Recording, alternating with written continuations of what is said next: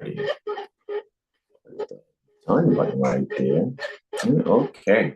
Alrighty, y'all. Peace and greetings to you all. Namaste, namaste, namaste. Islam, Islam, Islam. I am Brother Hasan Ghazio Bey here in Morocco at Northwestern Maxim. How are you? Hey, I know I haven't done a weather report since the 6th of March, 2024. I've been in an amazing moment of just studies and recollection and really, really grasping more of a sense of direction for myself. Been doing a lot of studying. However, enough about me. How have you guys been? How are you? Right? Want to make sure I share this out to a specific community that I was just recently, linked with. Shout out to my bro Zo Poetic, right, for linking this up. Right. Shout out to both my bros Zo and Spartacus. Right. So let's see. What am I actually looking for? Right. Let me go and grab this link real quick. Right. So I can share this out with the loved ones of, there's a couple communities that I'm a part of. Always, as always, shout out to our TUPAC, Universally Professional Astrology community, our lawful living / freedom from government community, so to speak. Shout out to you guys as well. And, the media and audio community, I think, it's one out there, but I kind of, just chill in the background with that one, right? And then there's just another one that's just about growth, spiritual and financial growth. So shout out to you guys. That's who I'm about to really share this link to. So let me do that. Other than that, guys, what's up? How you been? Right? It hasn't really been a long time, no see nor hear. But been really brushing up on the studies. We've been meeting still every Saturday via TUPAC. And I just got to admit, I've been enjoying just being able to, have focus and redirect in, the direction that I'm going, allowing my strengths to get stronger so that, I can really enjoy this direction that I'm going in. All right, go to this Discord here real quick. There's the astrology channel. There it is. Right. All right, let me make sure I do this. Live now. Right.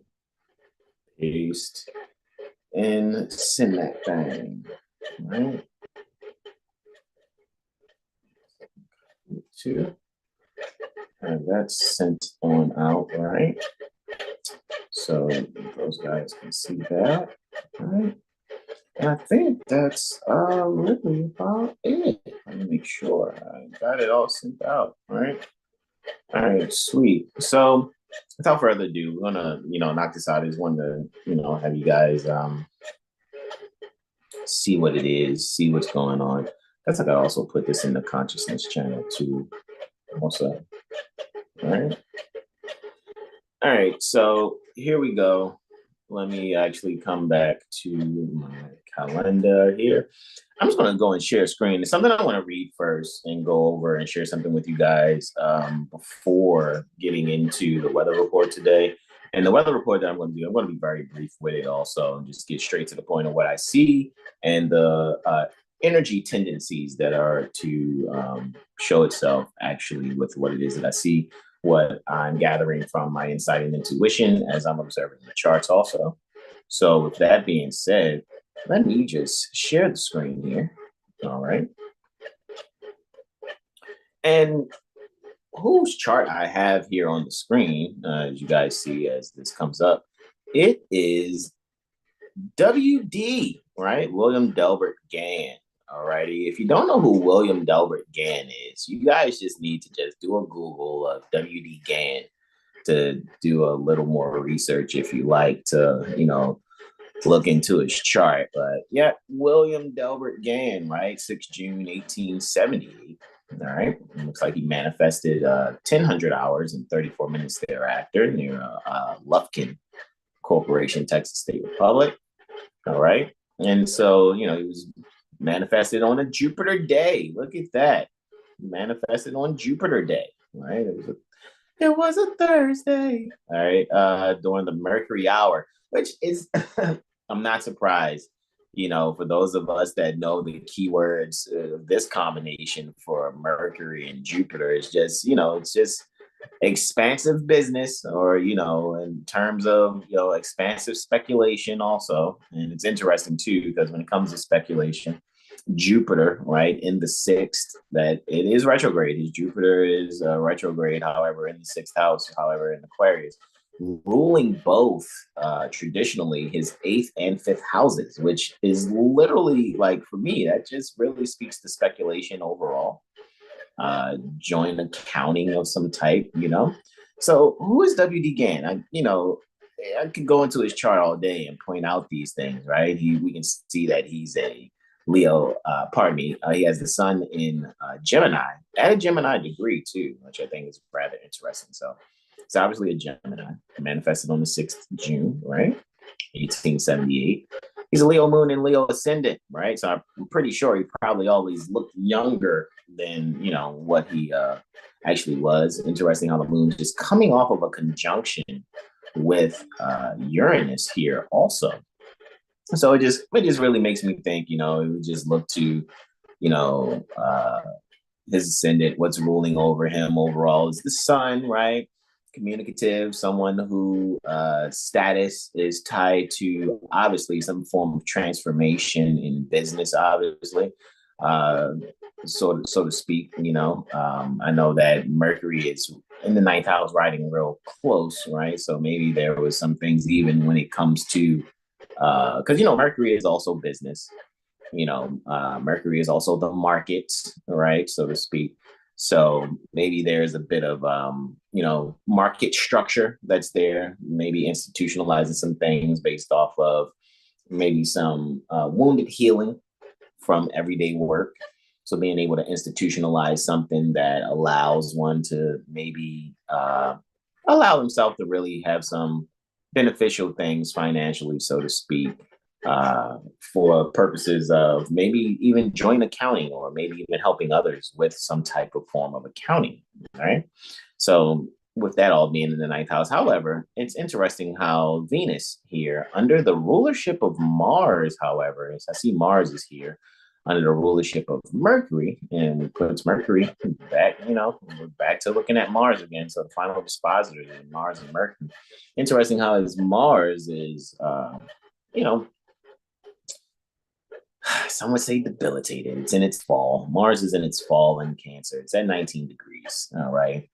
And maybe this is why when you kind of read about W.D. Gann, some will, to me, it seems like some will just try to say that he, was unable to really balance sharing the activities pertaining to group wealth or whatever. So, and what does he have to do with wealth and business and speculation and finance? We will see very soon. But what this also says to me is maybe, he had to find a way of, being a balanced nurturer, where he had to probably bridle a lot of his, assertiveness, assertive energy, maybe even aggressive energy. Possibility, maybe some strong energies where, when it comes to wanting to be either active or hyperactive or really moving forward in some things, maybe, when it came to nurturing energies or trying to balance that with nurturing energies, maybe there was a little bit of difficulty, maybe a bit of rebellion and sudden changes that needed to take place in order to get along with others, right? So, but it also makes me think too, is someone who could probably bridle a lot of that energy with some form of astrology, right? Or utilizing astrology in ways that would really balance, the activities in the home, right? And things that may take place in the home, right? Developing something that created, or helped create sudden changes for people overall, right?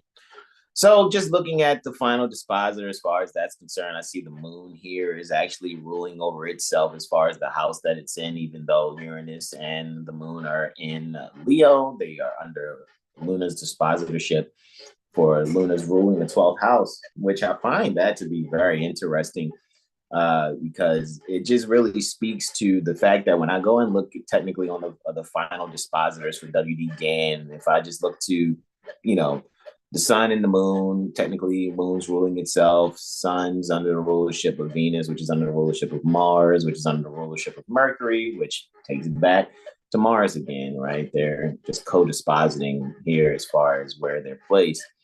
It really lets me know that this is someone who probably really had their emotions in some way, shape, or form tied to feeling at home in the financial markets, some way, shape, or form. What's interesting when we read a bit about them, and you may see, they'll try to me, it sounds like they try to make WD Gann be like someone who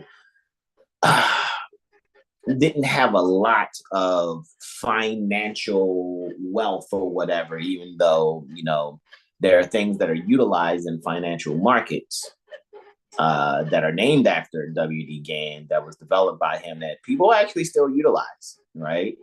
Actually utilize in the quote unquote auction market called like foreign exchange, right? Forex as far as currencies and things of that nature or whatever. So I was just really looking at those things like, that's rather interesting that this is kind of how, they are, giving what they're giving with DW Gann, right? So I was like, all right, well, I guess I'll just,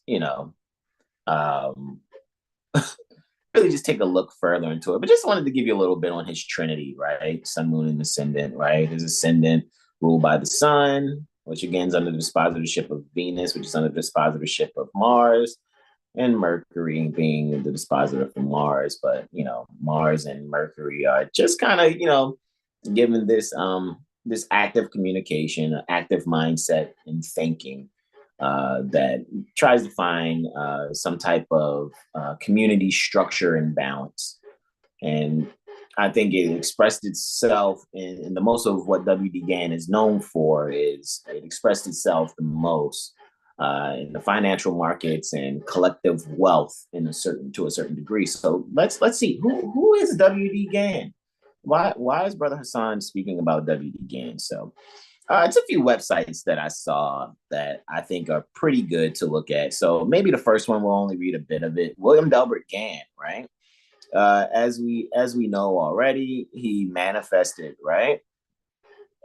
June 6, 1878, near Lufkin, Texas.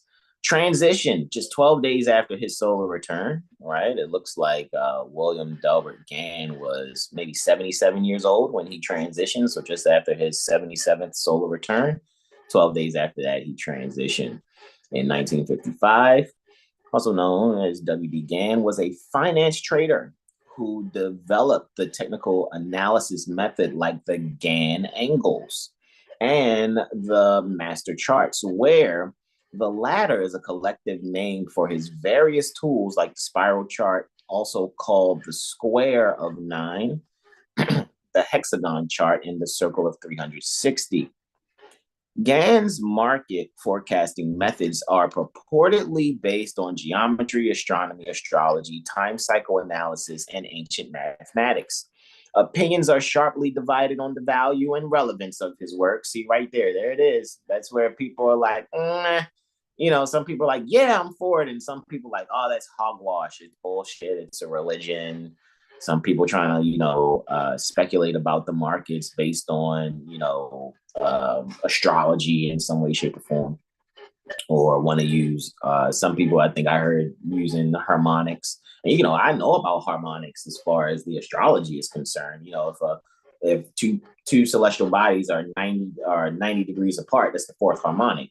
Two planets are 40 degrees, two celestial bodies are 40 degrees apart, that's the ninth harmonic. So, I get that, what harmonics are, but as far as seeing how they're utilized in astrology, I know it's possible to be able to do some assumptionless research astrology and maybe develop some things if you were able to get a spreadsheet of the financial, any type of, financial spreadsheet, and, be able to put together a collection of work and maybe some,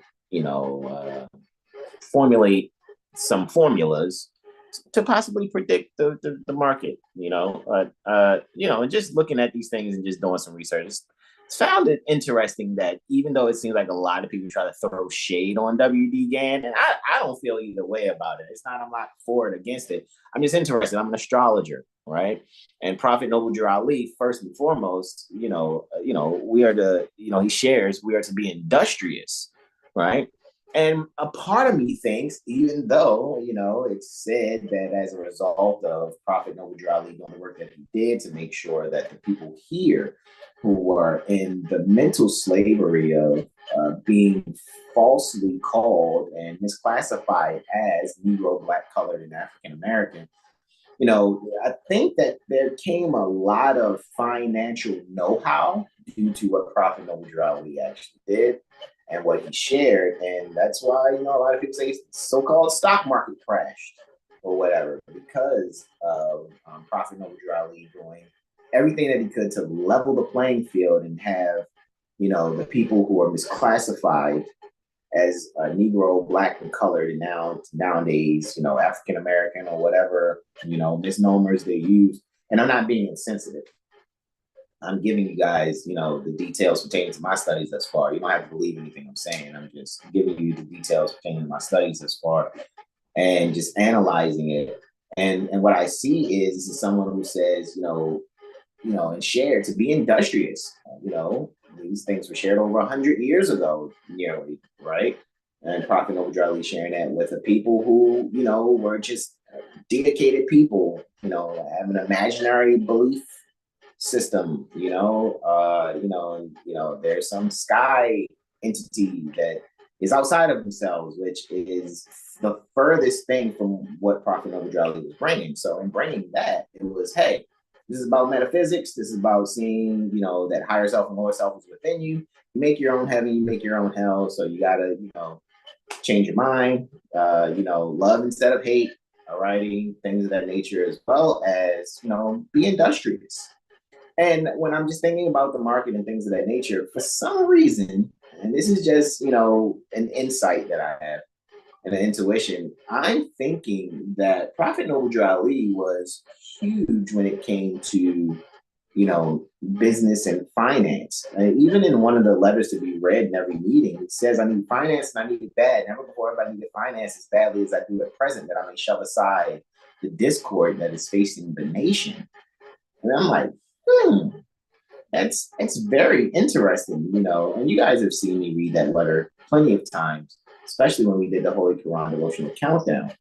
All right.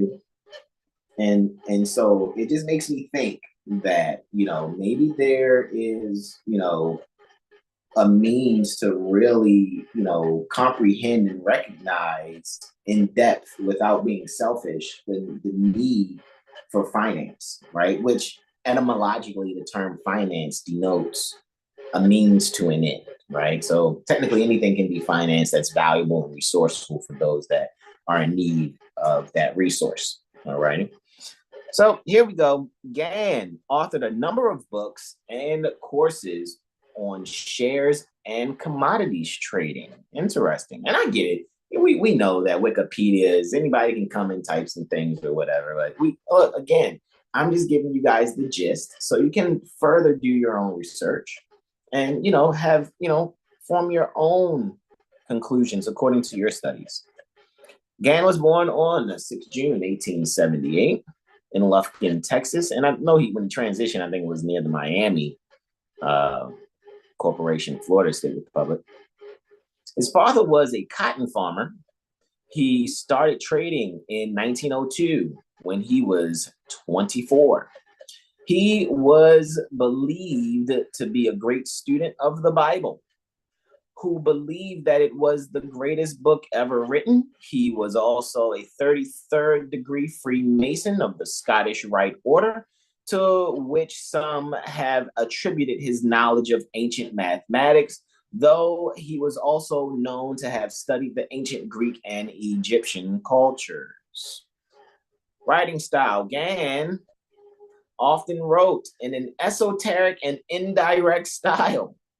that many found difficult to follow. It was supposed that he could be doing so deliberately to conceal his true method. For example, Patrick Mikula found that in his course, How to Make Profits Trading in Commodities, whenever Gann used the term natural dates, he was indirectly referring to one of the following astrological phenomena. One, double ingresses.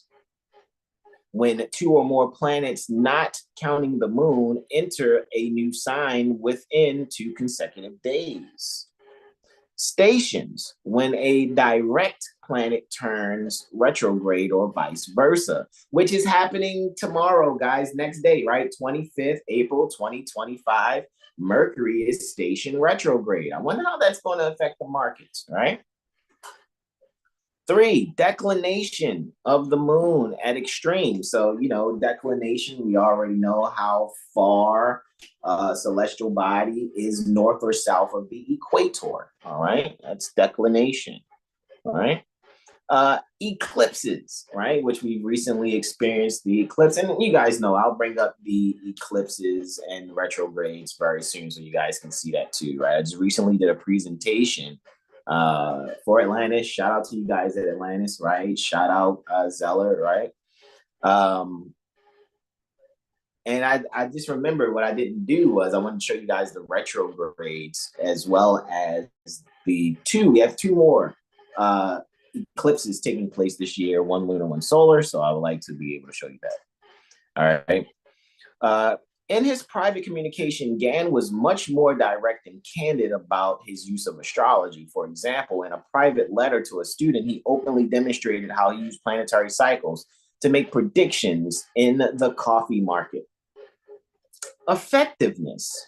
And this is probably the last thing that I'll read, and you guys just do your research on your own, right? Effectiveness. Gann's students have stated that he left a fortune of 50 million units, equivalent to 569 million in 2023, that he built by following his methods, but evidence of such a fortune is lacking, which I've came across, people saying, oh, well, when he transitioned, all he had was $100,000 or something, right?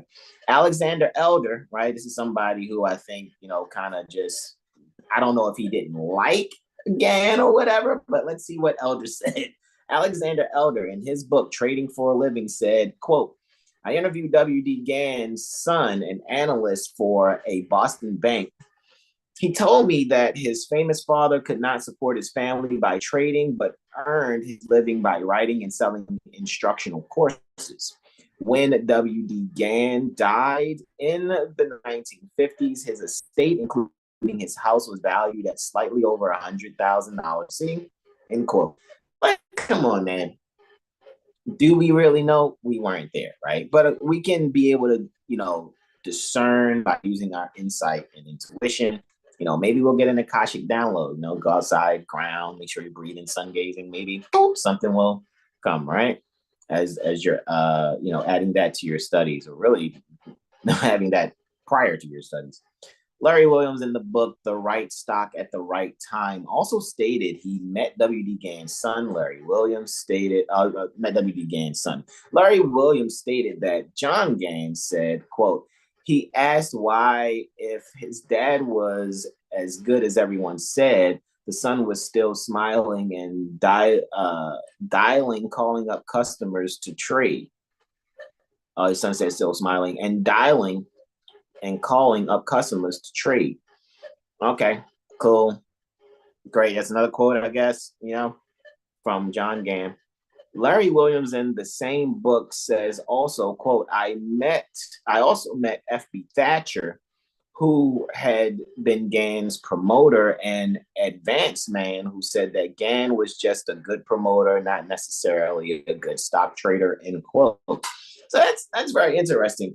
But what I find funny is when I do a little more research and look at certain things, there are some, financial beings, people that I think that trade the market, they look at different things. And you guys see there's a bibliography of different literatures. I guess you guys want to, see what's going on out there and check some other things, right? But if I hit this back button here just one good time, right? You guys, I know you guys see there's a picture of William Delbert Gann there. You guys are curious to see, and next to him is Gann Fan, right? I think that's what this particular one is called right here, Gann Fan, right? And analyzing the financial markets.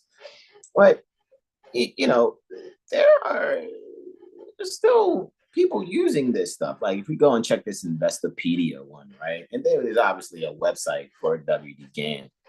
You know, a lot of financial astrologers, I'm pretty sure, are utilizing, you know, things that they've studied pertaining to William Delbert Gann and, you know, their predictions in the financial market, right? So W.D. Gann is remembered for using geometry, astrology, and ancient mathematics to predict events in the financial markets. Of course, we're hearing of Investopedia, right? Dan Blystone, right? Updated on the 6th December 2022, reviewed by Akhilesh Ganti, right? That's what I'm seeing there. All right. W.D. Gann is remembered, right, as I said, for, you know, for geometry, astrology, and ancient mathematics to predict events in the financial markets. He developed the technical analysis methods of Gann angles, right? So you guys can see what that is. And I'm pretty sure those of you that are, you know, out there and got TradingView or MetaTrader or whatever, 9 times out of 10, you can, you know, go into your drawings and use Gann fans, Gann squares. You'll actually see it. I'm pretty sure it's a selection in TradingView, right?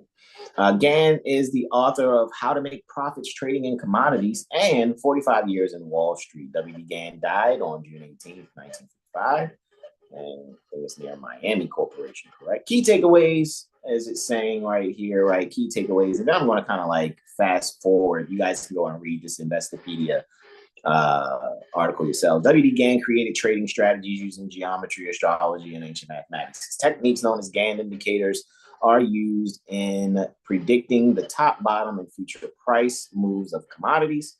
Gann developed and sold trading courses, including the W.D. Gann Master Commodity Course, Original Commodity Market Trading Course. All right.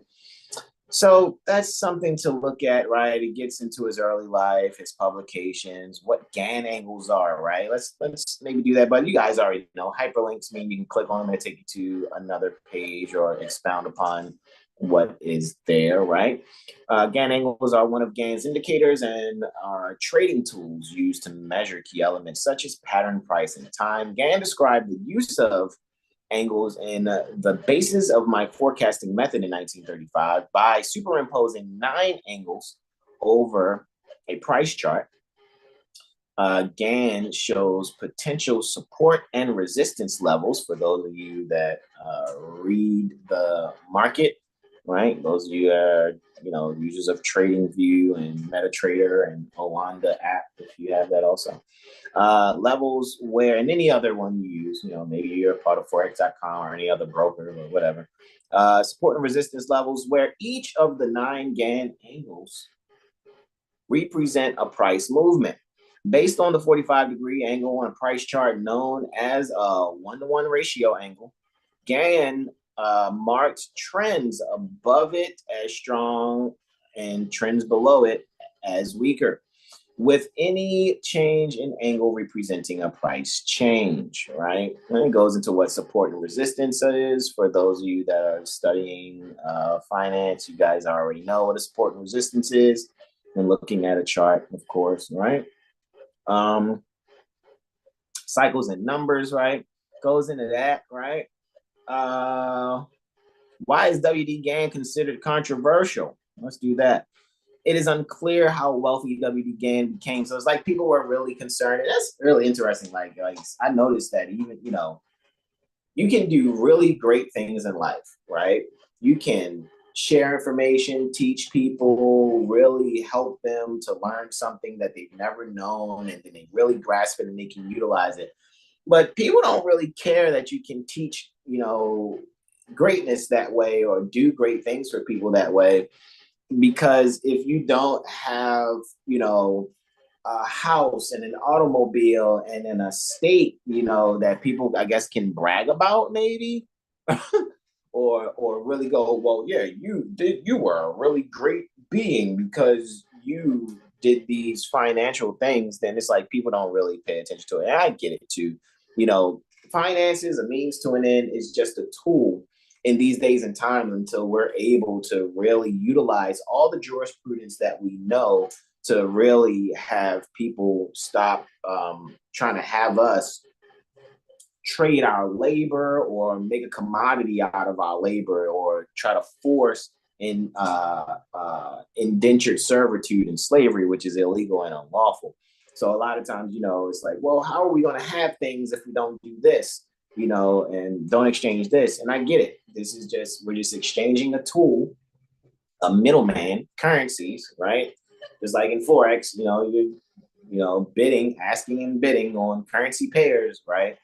And this is what is allowing people to be able to have food, clothing, and shelter until we've actually, as a global community, can come together utilizing jurisprudence to actually have, courts, if there can be courts that'll actually do things properly according to statute, to be able to make sure that beneficiaries can have food, clothing, and shelter and access to other resources without having to violate statutes by impersonating a Federal Reserve agent. All righty. So, and for those of you that comprehend this, you guys already know, right? I don't really have to go into too much, but it is unclear how wealthy W.D. Gann became from his trading analysis. In his 1993 book, Trading for a Living, I think that's interesting, 1993, when it says he transitioned, but we're going back to Alexander Elder. So Elder is writing in 1993 about William Delbert Gann. In Alexander Elder's book, Trading for a Living, Elder argues that Gann and his followers sold books and investment courses to earn money and did not profit from investments in the market. So who knows? Maybe Gann pissed someone off. Maybe if he was a Mason and he didn't do things, I guess, according to, a particular lodge or lodge members, then maybe they're shitting on him. I don't know. I don't know. But, this is just what kind of pops up. And it's like, why is someone trying to, throw dirt on someone that way or whatever? But, if most people who are not critical thinkers, they'll just eat this up as if it's true. Elder's book claims that when W.D. Gann died in the 1950s, his estate was valued at slightly over $100,000, right? Cool, whatever. 100,000 units, right? Who knows what that would be now in these days and times as far as how it's valued, even though we're clear. Some people like, oh, well, I thought it's fiat and all this. Again, guys, I get the tools that we use until we can be, come together as a global community and really do what the people are supposed to do, being beneficiaries and directing the public trustees. Yeah, right. Directing the judges, directing the attorneys, directing the policy enforcers, anyone who's in the position that punches a clock. And when they're on a clock, they're a public trustee. They need to be doing things for the benefit of the beneficiaries instead of doing self-enrichment by misapplying the statutes. And one of the statutes that's always being misapplied is 12 USC 411, where most people have been induced to impersonate a financial agent, a Federal Reserve agent, to be able to have access to Federal Reserve notes or any other means of finance. And I get it. We all use it. Even I use it, right? You guys make donations to me, right? And I get it. Make donations for access to certain things that I give access to based on donations, or you give an elementary tuition to have a session with me. All right, I get it. All right, we all know what it is. As I'm saying it again, what we all gonna have to do to make things happen. To have jurisprudence rule in our favor. What evidence exists of W.D. Gann's success? In 1909, Richard Wyckoff, a reporter for Ticker and Investment Digest, cited Gann's activity during October 1909. Gann made 286 transactions in various stocks on both the long and short side. Long means buy, short means sell. of the market, of which 264 of these transactions resulted in profits. That's not bad. You know what I mean? Shot 286 shots and only missed 22. Not bad. I don't think that's bad. All right. So you guys can, read up on this. And I guess the last thing I'll do right here, what are the tenets of WD Gann's trading philosophy? Well, good question. Gann encourages students to avoid overtrading and evaluate if a trade is based on hope or logic. He also taught followers, it says here, to develop a different strategy for each of the four market situations: bull market, bull to bear market phase, bear market, and bear to bull market phase. Bottom line, while the scope of WD Gann's trading achievements remain unclear, to whom are they unclear? It's my question. Gann's legacy and trading strategies and Gann's indicators using geometry, astrology, and ancient mathematics continue to influence investors.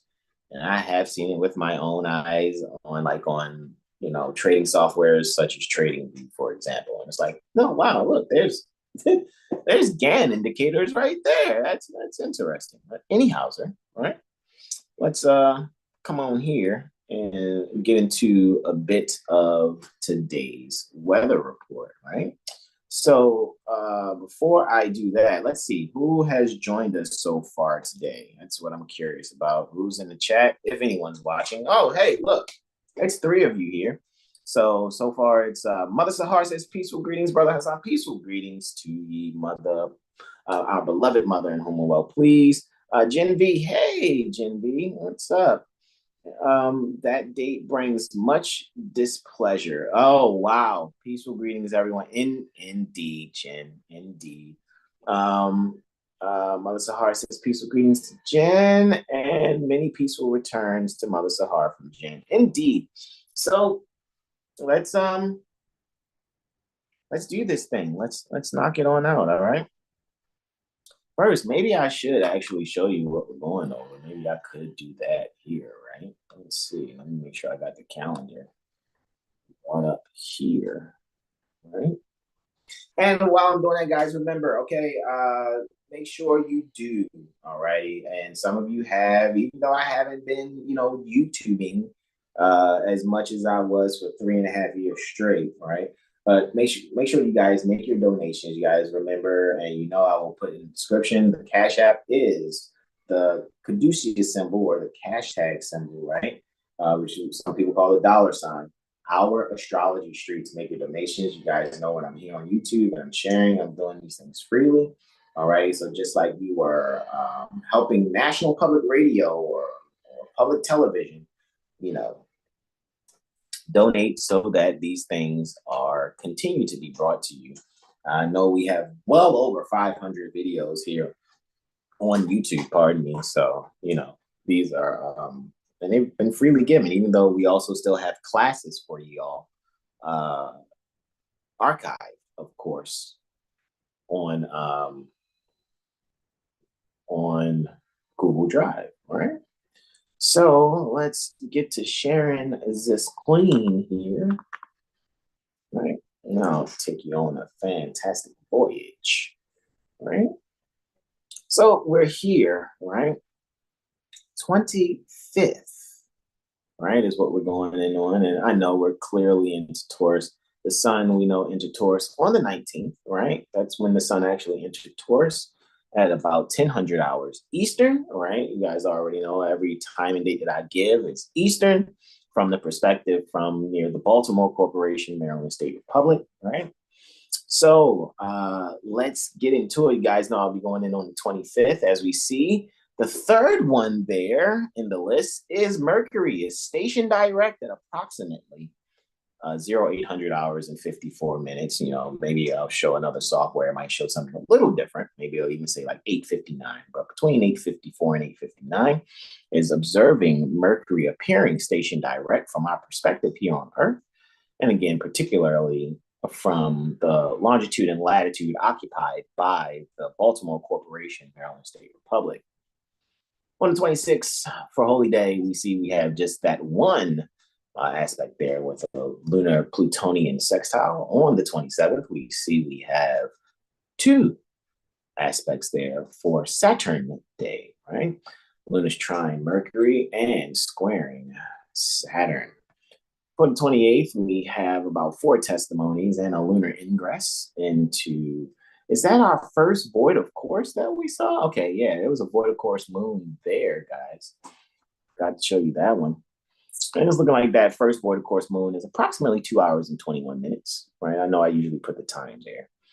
Just going off the top of the head, about 2 hours and 21 minutes for that first void of course moon. Then Luna will egress Sagittarius, egress Scorpio, and then ingress Sagittarius, as we can see. And as it's transiting Sagittarius, it makes its last aspect in Sagittarius. Makes its last aspect to Neptune square, of course, at 0300 hours and 31 minutes. That's 3:31 a.m. where it's void of course. And then it'll be void of course for about 2 hours and 6 minutes, it looks like there. And then it will ingress the sign where it feels exiled, it says, right? So Luna will ingress Capricorn at 37 minutes after 0500 hours, all right? And on the 29th, we see, hey, look at that for the second one after Mars conjuncts Neptune in Pisces. Look, Venus is getting out of exile, right? Feeling a little out of place in Aries. And then it's home. Welcome home, Venus, as it ingresses Taurus 31 minutes after 0700 hours, all right? Then for the 30th, right? Hey, love. What's up? Yeah. Y'all good? You got it all snowing super great. Gratitude, love. I really appreciate it. You put it right there. That's fine. Handsome. Thank you, babe. So for the 30th, you see we got about 5 transits, and then between the 3rd and 4th transit, we see Luna ingressing Aquarius after a very short moon void of course, probably under a minute, because it's going from 11:19 to 11:19, right? So very short void of course moon there for Luna after its sextile with Mars, all right?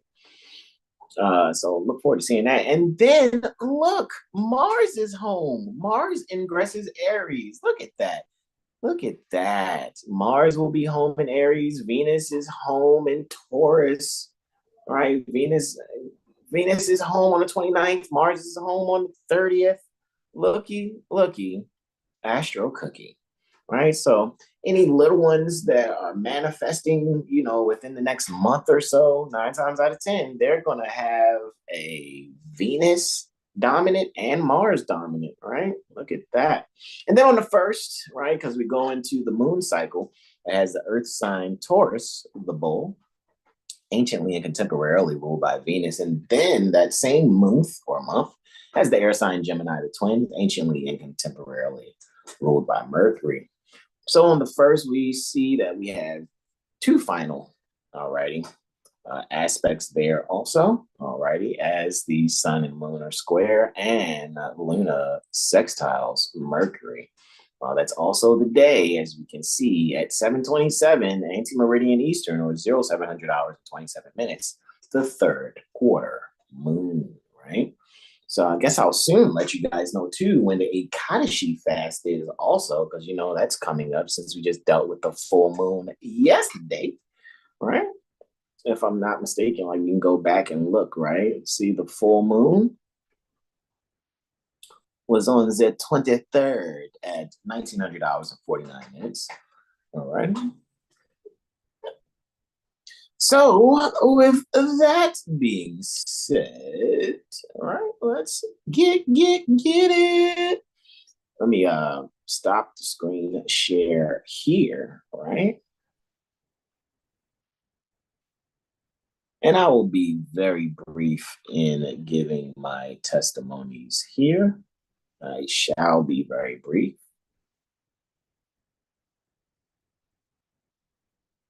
All righty.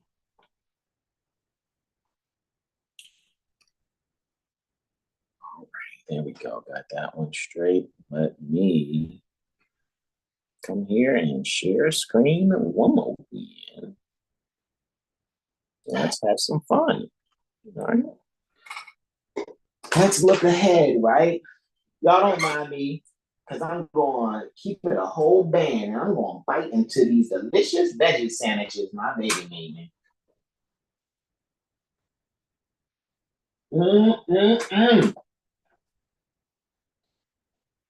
Oh, she makes the best veggie sandwiches.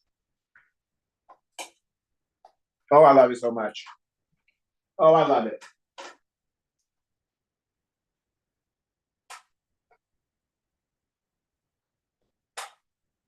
Don't make fun of me. It's so delicious.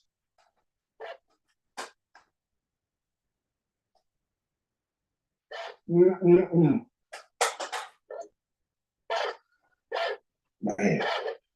my baby, she can cook. It's the little things that make the sandwich hit. All right. However, make sure you guys make your donations so I can have some more veggie sandwiches, respectfully. I'm not playing. I'm serious. All right. So, with that being said, hey guys, don't forget, schedule your sessions, alrighty? I get it. Some people may think, oh, 3 hours for that price. It's really a steal. No one else is really doing what it is that I'm doing when it comes to astrology, the way that I'm sharing it, right?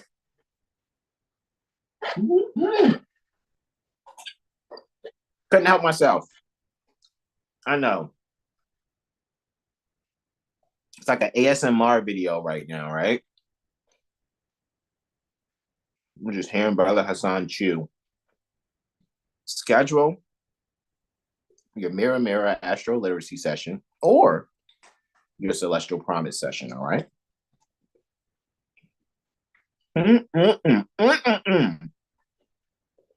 Jalapeno.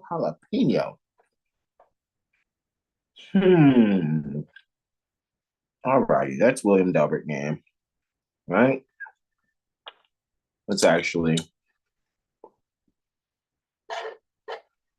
take it to transits for Baltimore, right? I guess sandwiches was the magic word. Me eating. I see more of you guys are here. I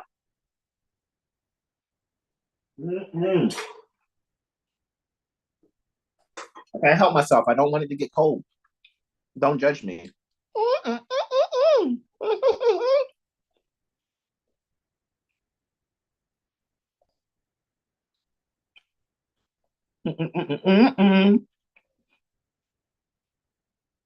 All right, let's get the interactive chart adjust. Perfecto. So now we have the sunrise. I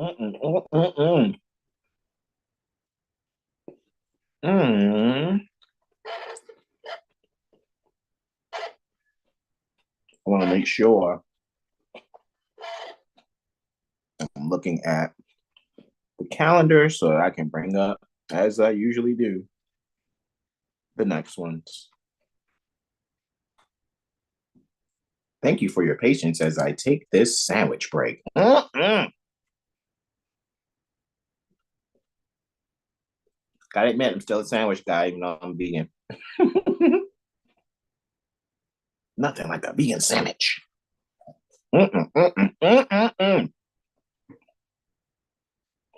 All right. So, 5 degrees. Taurus, 42 minutes, right? Is where the sun is. Trust I didn't pause that. I didn't pause that. Okay. I'm going to pause the share at all. What's 5 degrees Taurus? Very interesting. And I know I rarely do this when I'm sharing, but look. Occultist, healer, hermit. Very, very interesting. I'm going to start off this weather report today, right? By speaking on someone was a bit of an occultist, right? But utilized, to my perspective, an occult mindset, because occult just means hidden. It's not, it doesn't mean evil. It's not evil. 5 degrees Taurus, right? Occultist, healer, hermit. Sun is between that and 6 degrees, which is 6 degrees Taurus is the degree of many enemies, right? So that's interesting to see. However, with the sun here in Taurus at 5 degrees, 42 minutes, 5 degrees, we already know technically is the Leo degree, even though since it's on its way to 6 degrees, it would be considered in the Virgo degree because it's on its way to 6. But with keeping that in mind, ruling over the 5th house here, all right, this is where I think people will be able to be creative when it comes to finances, right? Because Taurus deals with finances, Leo's creativity, or maybe even looking into how ones can get more into teaching children about finances and agriculture, how to, really keep their own garden, grow their own garden, so they don't have to rely as much, if at all, on public trustees, especially if public trustees are out of order, right? And really just involved in self-enrichment. While under the dispositorship of Venus here in Aries at 25 degrees, right? And, 25 degrees is an Aries degree. So Venus is doing its best to act out an Aryan script on a 12th house stage. So maybe just some isolation, Venus, and maybe the beauty, isolating the beauty in some things just to really be able to comprehend the active cognition in some things. Also, while being under the dispositorship of Jupiter here in the 1st house, however, technically coming off a conjunction, we already know, with Uranus. And it's very sweet to see that, because if you guys have been paying attention to, for example, as we started off with financial markets, I actually made a prediction, not too long ago about the 18th of April or the 20th of April until about the 18th of May. And I said to pay attention to the market. So those of you that are part of Atlantis, again, shout out to Zeller. I know I even made sure that I had mentioned that to Zeller, as well as Zopoetic, right? My bro, right? And just was saying, hey, check out these financial markets. You know what I'm saying? And seeing what's going on. And even knowing that soon, because I think on the 18th of May is when Sun and Jupiter are going to be conjunct. So that's why I was saying because the 20th of April was when Jupiter and Uranus were conjunct. All right. So I knew that there was something that right after the 20th or about the 20th or right after the 20th, there was going to be like a lot of success in some way, shape, or form with, financing, so to speak, or whatever, or just maybe some explosive sudden changes, so to speak, explosive Jupiter or expanding Jupiter, sudden changes, Uranus, or really something huge with electronics, or electronic financing. I know there's been something sudden changes as far as Bitcoin halving has been huge news also. Alrighty, so that all ties around the 20th of April, and I think this energy is definitely going to be running its course up until the 20th. The 18th of May. So 20th April until the 18th May. Right. Just wanted to bring that up. All right. And now let's just move forward, because like I said, I just want to be, quick with it. All right. So what's next is Luna. And actually it's happening previous to, it's right after sunrise. Actually, the sunrise is at 0600 hours, 19 minutes and 18 seconds. And then at 0625 minutes approximately, we have Luna reflecting Uranus, and then it will reflect Jupiter. So let's just find Uranus here. All right. Boom shakalaka. All right. And let's find that aspect. Should say 625 here. Oh, hold on. Maybe I hit that number one too many times. Really? Let's see. By date. And let's see.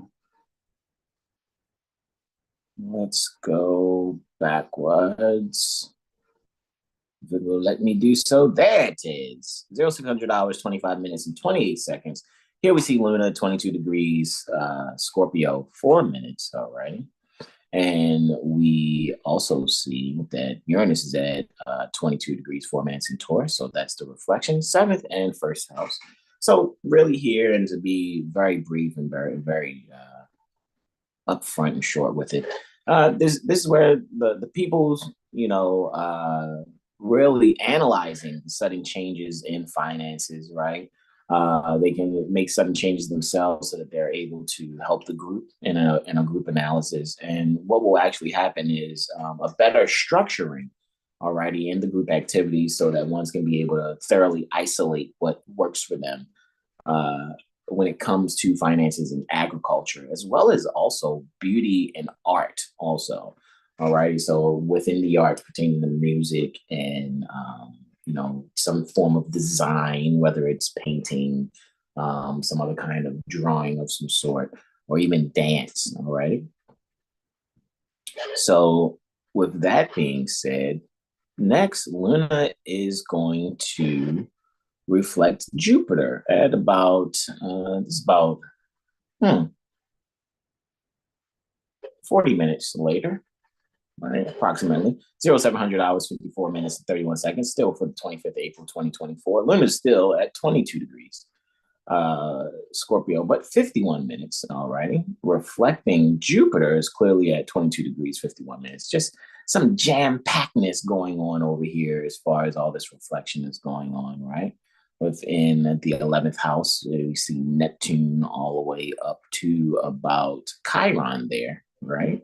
But in this sixth house, where the moon is reflecting Jupiter in the 12th, we see it's quite a party there in the 12th with Venus, Sun, Uranus, and Jupiter.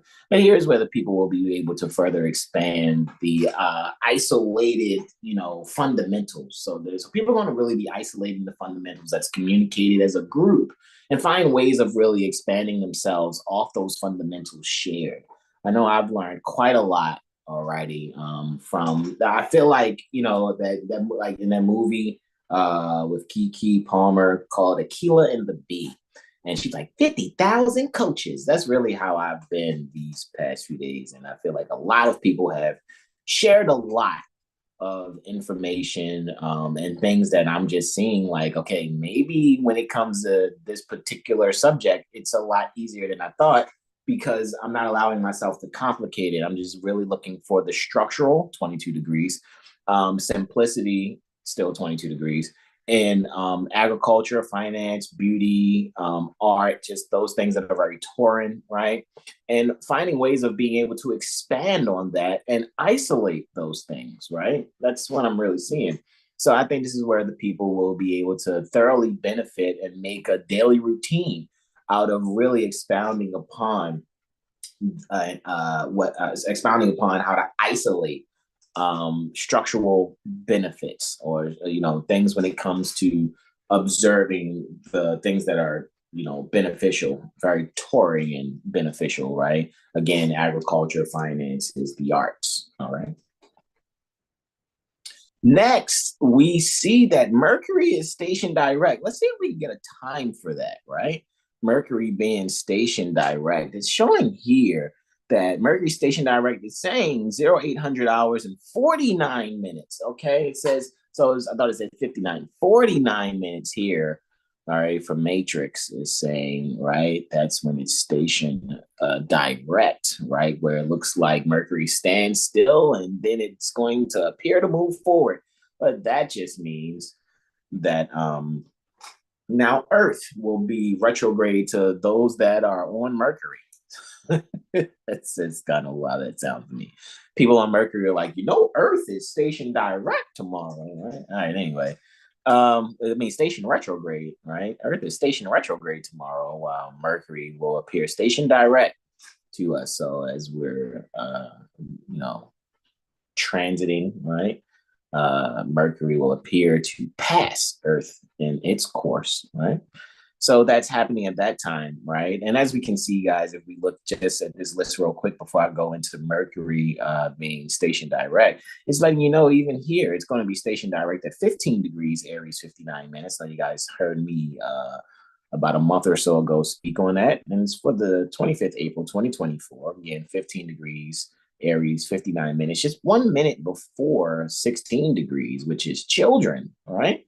So technically, it's still within the 16th degree, because once a celestial body passes 15 degrees in like 15 degrees, 0 minutes and 1 second, it's considered to be in the 16th degree. Just like after you have your solar return and you turn 33, after your solar return, you're technically in your 34th year, right? Because each marking of your solar return, or what some people still may colloquially call a birthday, is really a celebration of a year completed, not a year of celebrating coming into the year that you're embarking upon, right? So that's why I'm even showing that here, how technically this is dealing with children in some way, shape, or form. But as you can see, Mercury entered the station retrograde zone about the 18th of March, actually, 2024. It was station retrograde, so where people, think the retrograde, where it actually occurred as far as our sight, but no planet actually moves backwards.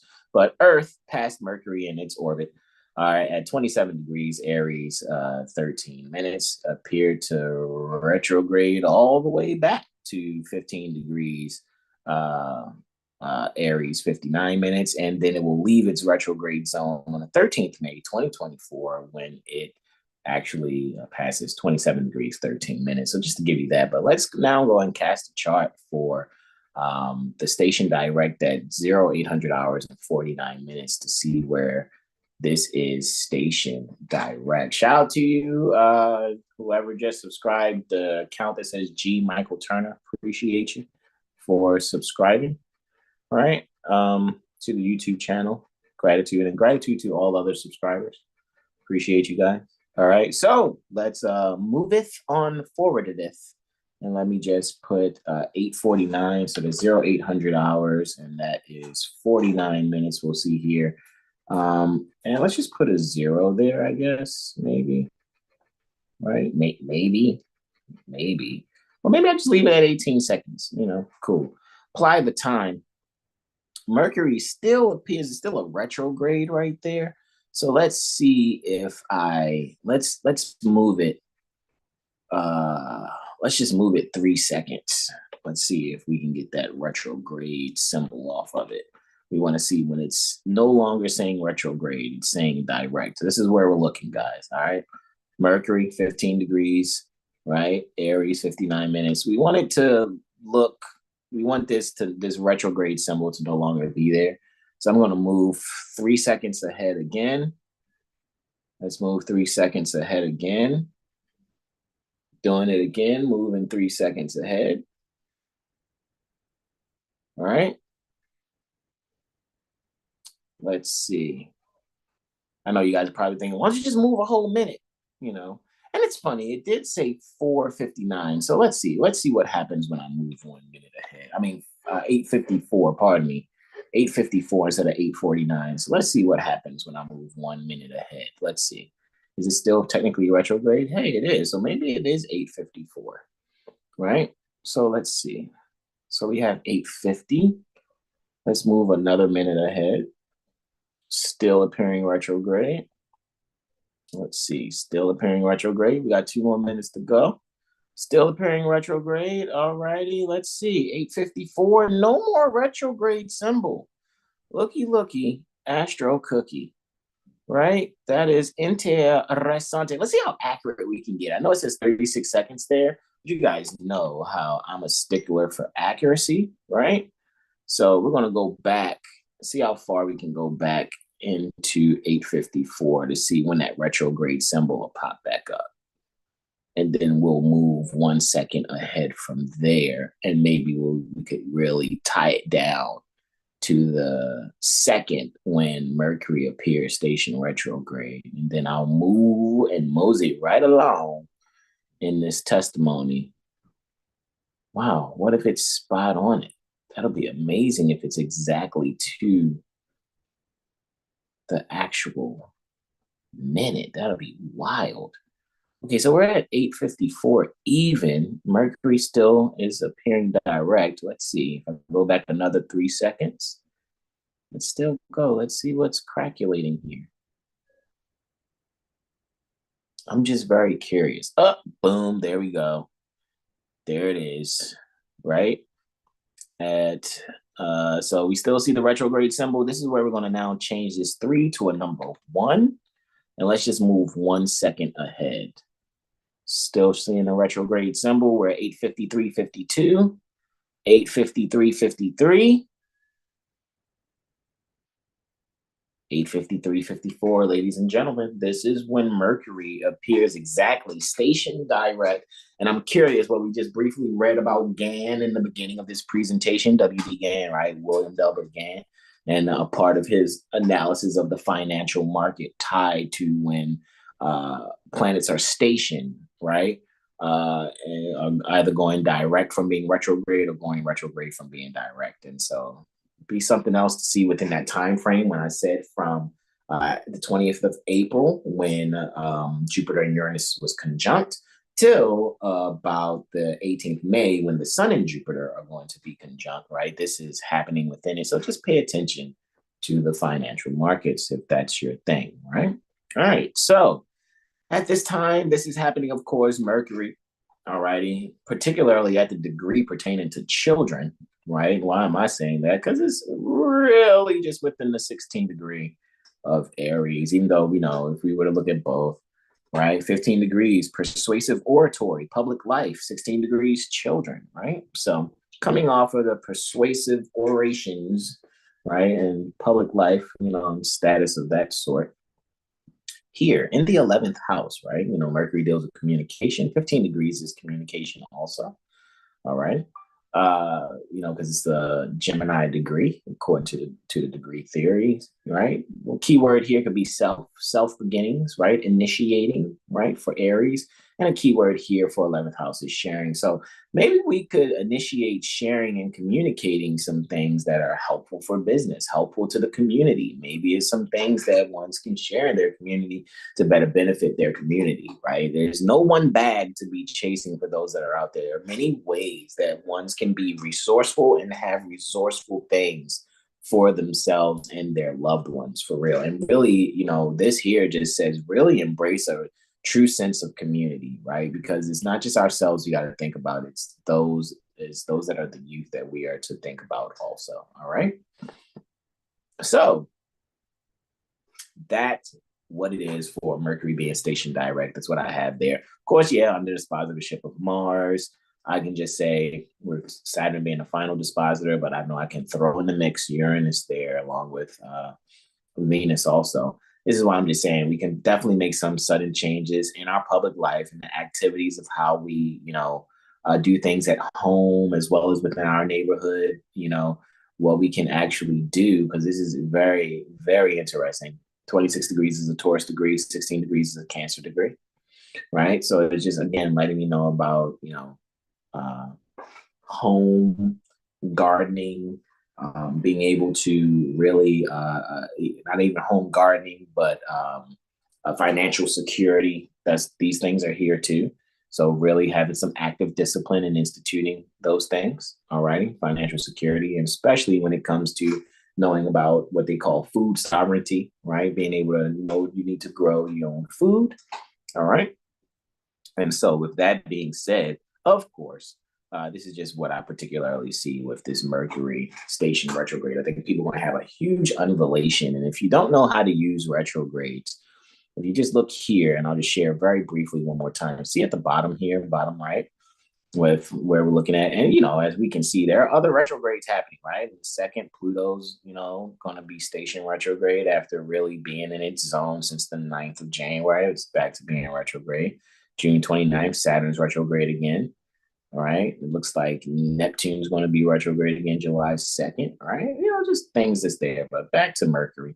Mercury, it says here, it enters its retrograde zone, right? That was on the 18th or whatever. But Mercury is retrograde from April 1st to April 25th. That's when you actually saw the station retrograde, the station direct that occurs next day or tomorrow.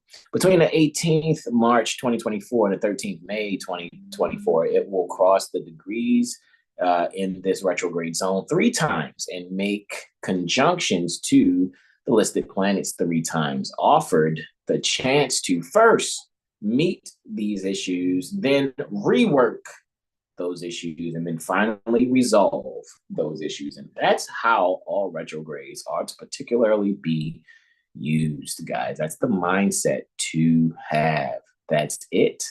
That is all. All right. So with that being said, right? Because I'm tight.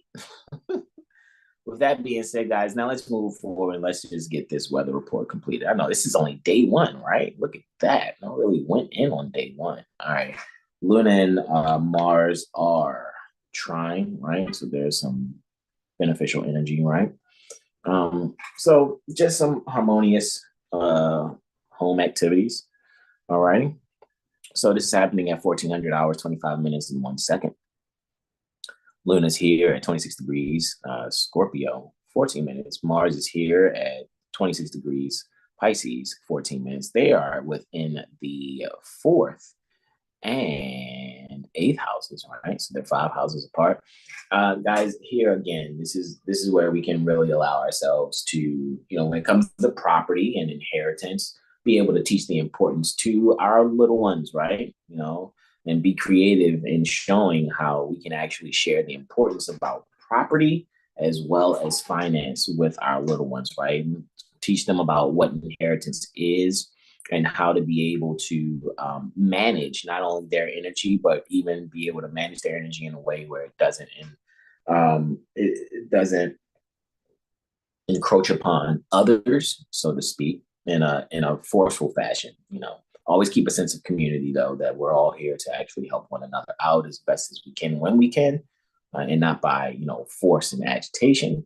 However, when it comes to property, being able to make ourselves at home and really be able to produce a strong sense of security in our youth so that they'll be able to care for themselves and their community as they grow. Also, next, we have a trine between Mars and Neptune, right? So that's next. That's taking place at about 1900 hours, 16 minutes and 29 seconds.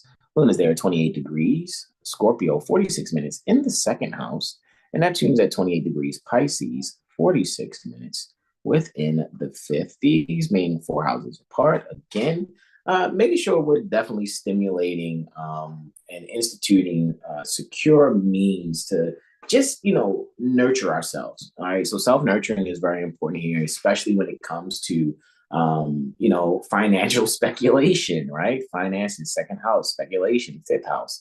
That's what that is, right? So this is how we can really make ourselves at home, really dive into how we really secure comprehending financial speculation and make sure that we're being very active in really expanding, being sensible, alrighty, about securing strong financial know-how, right? And it can be, and finance is a means to an end. So it can be dealing with gardening and or the actual markets, right?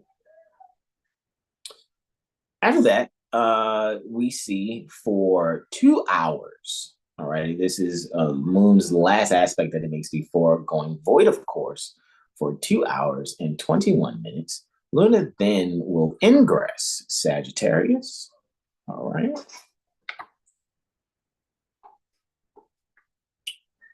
At 2100 hours, 36 minutes and 46 seconds, while in the 1st house, right before moonrise, under the dispositorship, of course, of Mars, who looks to be under the dispositorship of Jupiter, who's under the dispositorship of Venus, who's back under the dispositorship of Mars. Alrighty, so Mars, Jupiter, and Venus having their hand in this lunar ingress into Sagittarius. This is where we can, bring home foreign affairs, right? Really comprehend foreign affairs, really be able to stomach things about foreign policy, really allowing ourselves to, make things that are far and abroad really bring them home. So even here, you might find yourself wanting to, I don't know, you might order your favorite food from, some restaurant of a particular, some other culture, maybe an Abyssinian restaurant, which some people will contemporarily call Ethiopian, but it's actually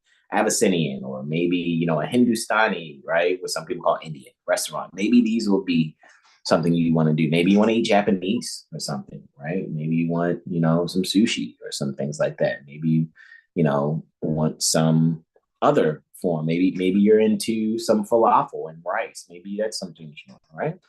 just to bring that up, I really see that here people will have and bring home some sense of other cultures, or maybe even find a way of internalizing things that are foreign to their immediate surroundings or their immediate experiences. All right. Now, with that, our next sunrise is taking place about 18 minutes after 600 hours, right? So we have the sun conjunct the ascendant, which is termed sunrise, right? Got that next. And that is taking place on the 26th April, 2024 at 0600 hours, 18 minutes and 1 second, all righty? 6 degrees Taurus, 40 minutes is what we have here, right? And we remember 6 degrees was degree of many enemies, right? Even though it's within the 7th degree. And if we did just, sneak a peek at what 7 degrees Taurus is, let's see, is there anything at 7 degrees Taurus? Let's see, determined and resourceful. Looky, Astro Cookie. Let's be determined and resourceful. You guys see a theme in my language here? I can't make this up. You guys know I'm always freestyle Wednesday in these things off the top of my head, right? Even though we know I can write, it's just that this is far from written. This is just completely off the top of my head as I'm making these observations on the fly, live in front of you, right? So being resourceful there, right? Look at that. So with that being said, this sun is under the dispositorship. We know of Venus, right? And we go and look to Venus, and Venus is under the dispositorship of Jupiter, and Jupiter's under the dispositorship back of Venus. So they're just sharing dispositorships. However, Mars and Saturn has their hand in co-dispositorship along with Jupiter. So this is where I think we can, find a way to, actively expand, but for only the necessities, only the essential things, so that we can make sure we're definitely making things resourceful, so that we can be able to make some huge sudden changes by making slight definitions in the things that we do and partake in, especially when it comes to the youth, children, maybe even new love affairs and speculation. All right. Now, the only transit for this day is actually taking place previous to sunrise. And this is Luna will be sextile to Pluto, right? So we have a lunar Plutonian sextile taking place, which means they're just 60 degrees within an aspect, right? That is the sixth harmonic, right? The sextile. So with that being said, guys, we absolutely see here at 2 degrees Sagittarius, all righty, 2 minutes, and it's taking place at 0100 hours, 35 minutes and 49 seconds. And we see Pluto here at 2 degrees Aquarius, 6 minutes, all righty. Here is where, and it's in the 10th and the first house. So when it comes to, how you're viewed amongst your peers, maybe even, public awareness pertaining to, your actual sudden changes, maybe this is where people will actually find that the sudden changes that you're making is actually beneficial, not only to yourself, because they're able to see a growth and a glow in you, no matter what your circumstances may be. People may know you're going through a tough time. Maybe there's a part of your life that's dying, but a new part that's growing. And in people observing that, they're able to have a sense of hope and gain a lot of logic also from that, to be able to see how they can make the energy that they're observing to work for themselves by really diving into observing those things that are in depth, right? And really allowing the old flower to pass away while the seed is ready to, flitter away in the wind, like as if it was a dandelion seed. or be able to immediately fall to the ground and be set for planting, so that there will be this new and better structured transformation and sudden change in one's public standing or how their peers view them at home and abroad. All right. So next, we have our next sunrise for Saturday that is taking place at about 17 minutes, right? The days are getting longer, right? Because we're coming up soon on the summer solstice, right? Sun will be conjunct the ascendant for the 27th at about 17 minutes after 0600 hours. All right. And it is exactly at 0600 hours, 18 minutes. Oh, pardon me. Let me hit that one more time. So it takes us to the 27th. Thank you for your patience in advance. 0600 hours, 16 minutes, and 43 seconds to be exact. Sun's there, 7 degrees, Taurus, 39 minutes. And we know 7 degrees is a Libran degree, right? It's a Libra degree according to the degree theory. So very Venusian energy there in the degree as well as the symbol, even though this is technically within the 8th degree of Taurus. So when it comes to balancing one's psychology and finance, right? Balancing, and since 7 is balancing, 8, I'm going to say psychology, is where we can shine a light, sun, right? Shine a light on balancing our psychology when it comes to, how we view ourselves in finance and the sudden changes that we can make in how we're structuring ourselves to actually be able to glean from all the information that's expansively poured upon us. And in doing so, we'll be able to make ourselves home in the areas pertaining to youth, fun, speculation, and maybe even new love interests. All right. Luna trines Mercury, all righty. Before sunrise, these next two transits are actually happening previous to sunrise. And there is a trine between Luna and Mercury. And this trine between Luna and Mercury, this lunar mercurial trine, is happening 0300 hours, 59 minutes, and 8 seconds. Luna's there, 16 degrees Sagittarius, 7 minutes in the ninth house. All righty. Again, it's this is just, taking home and abroad and just kind of like folding space and time and bringing them together in some way, shape, or form. Maybe someone, is traveled, maybe you're hosting a pen pal or something, right? Or foreign exchange student of some sort. And that foreign exchange student, you're hosting them in your home, and or vice versa. Maybe you're the foreign exchange student being hosted in someone else's home or someone else's community in some way, shape, or form. And what's actually taking place is a harmony, in a sense, where you actually can see that there are more likenesses than differences between you two. And what you can actively do is find a way to thoroughly expand your mind by communicating about the things that you find valuable, alrighty, to yourselves, right? We've got a jam-packed first house. Mercury is actually in the first house, actually, because we see the second house is at 26 degrees Aries, but Mercury's at 16. So that means Mercury and even Chiron here are all in the first house with Saturn, Mars, Neptune, and North Node. So it's quite a first house stellium going on there, right? So to speak. And here, be not afraid to actively discipline yourself, making sure you're instituting a means to get out of your comfort zone and go towards your soul's destination, so that you can actually make sure that what's being communicated and related to by those that may be different from you or foreign to where you have grown up, and you'll be able to heal some wounds through that which is shared. And this is definitely going to really help ones to actually self-educate, right? Really have a higher learned sense pertaining to self by reflecting on others that are outside of your immediate neighborhood, home, or even early childhood community, so to speak. But you'll be able to find similarities, and that will bring means of growth for everyone that are lovingly involved. Next, there is a quartile, right? A square between Luna and Saturn. All right. And that's happening about approximately 21 minutes after 0400 hours, but directly after that lunar mercurial trine. Perdónenme.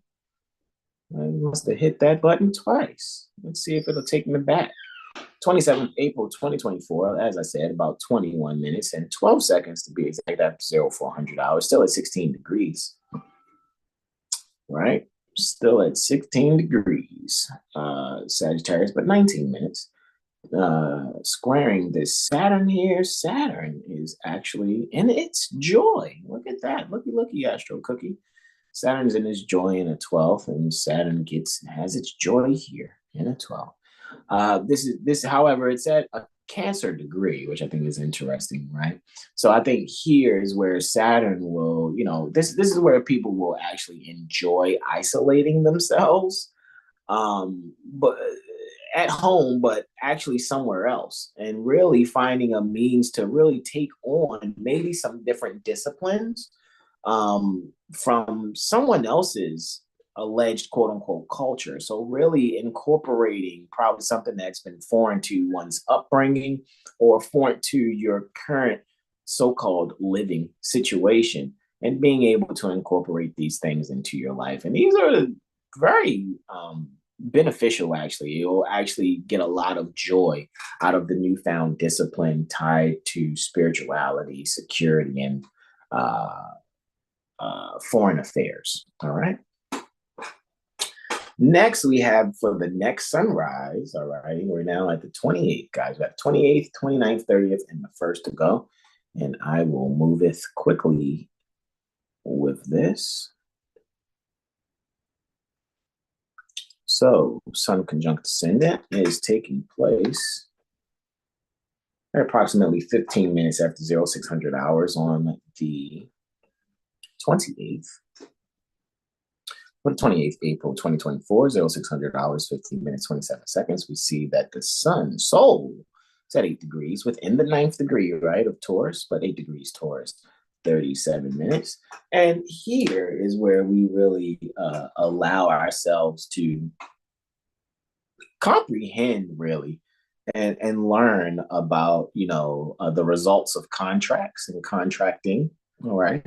And we'll find that we'll be able to be very creative in allowing ourselves to amend said contracts, especially those that pertain to new relationships and possibly speculation, or even new agreements that you may have with your children, your little ones. Maybe you're allowing them to now get behind the wheel and travel on their own. So you're laying some ground rules, but being able to also allow them to really see the importance of really valuing, making someone else's property, so to speak, making someone else's property be taken care of as if it was their own. So you might actually be creative and be like, how you find this important, you don't want nobody messing with this or messing it up, then, that's probably what you do with your little ones, all right?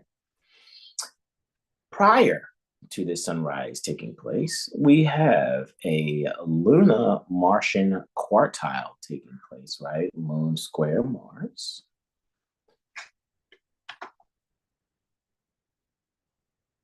Did I hit that button? Maybe I didn't. Should be about 15 minutes, just approximately. So yeah, it's almost 15 minutes after 0200 hours. 0200 hours, 14 minutes, 59 seconds.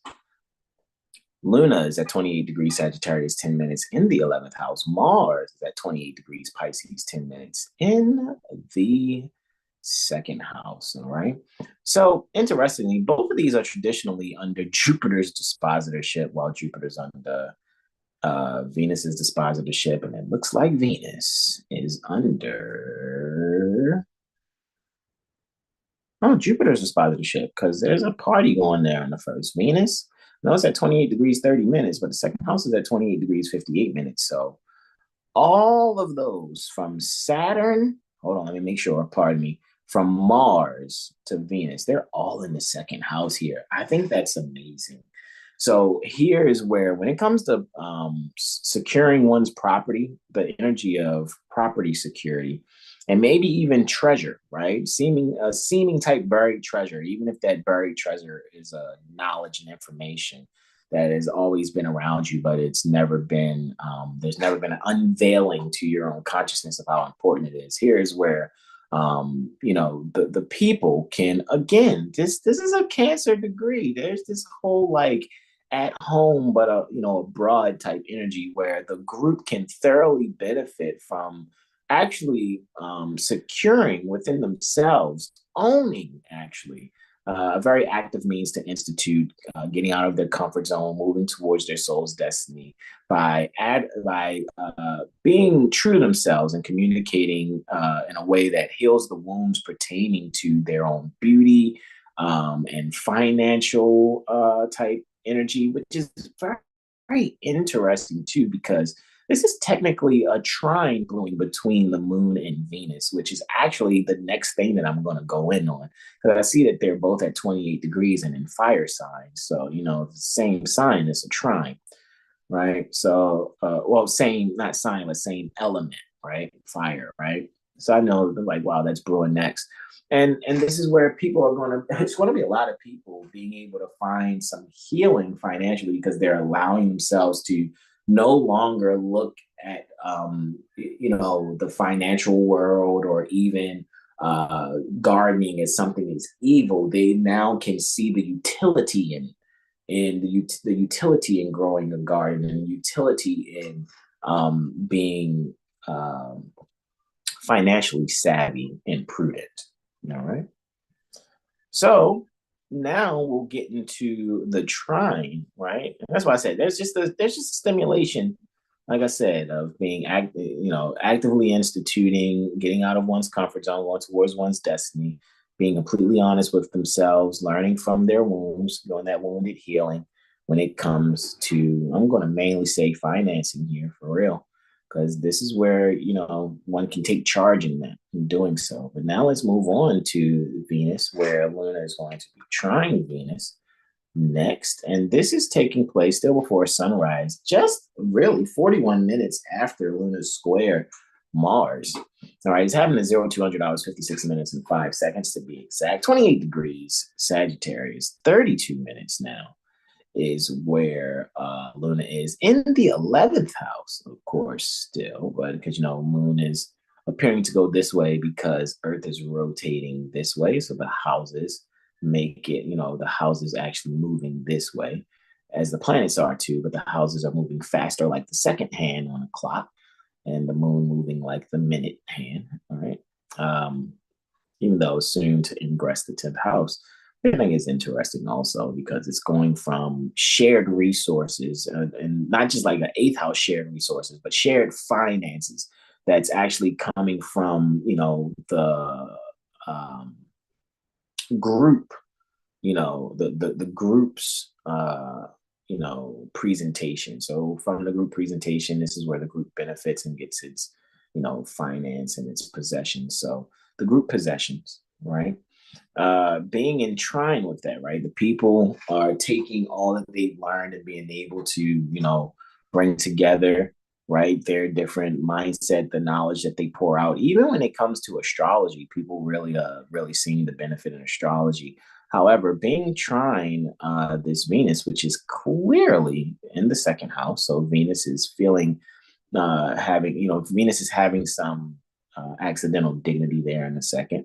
However, under Mars's dispositorship, Mars in the first, under Saturn's dispositorship, traditionally, this is where I still think the sudden changes in actively disciplining the way one institutes, themselves or having self-discipline will allow ones to be able to take charge, right?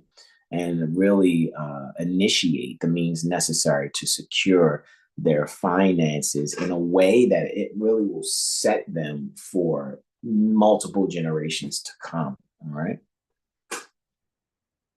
Next, we are seeing that there's a square between Luna and Neptune. All right. So there's a lunar Neptunian quartile that's taking place. All righty. And this will be the last aspect that the moon makes before it goes void of course again. And then it will then ingress Capricorn. All right. So hitting the next button there at approximately 31 minutes after 0300 hours, 33 minutes, 30 minutes and 42 seconds. Again, 0300 hours, 30 minutes and 42 seconds to be exact for the 28th April 2024. All right. Luna's here at 28 degrees, 51 minutes in Sagittarius, in the 10th house now, as we said it was going to happen. Neptune, 28 degrees, Pisces, 51 minutes in the first.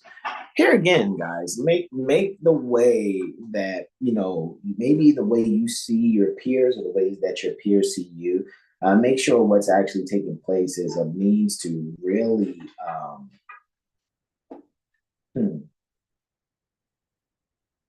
appreciate, really appreciate what has been instituted just by the natural order of things. Maybe you're someone who is, an expert at a particular subject, and you come across someone else who's an expert at a particular subject. But both of the subjects that you guys are expert in, you guys are actually student of the other subject that they're expert in, right? So this is where ones can actually value being actively disciplined and just embracing one another's mindset. And this is where the each one, reach one, teach one energy will thoroughly prevail.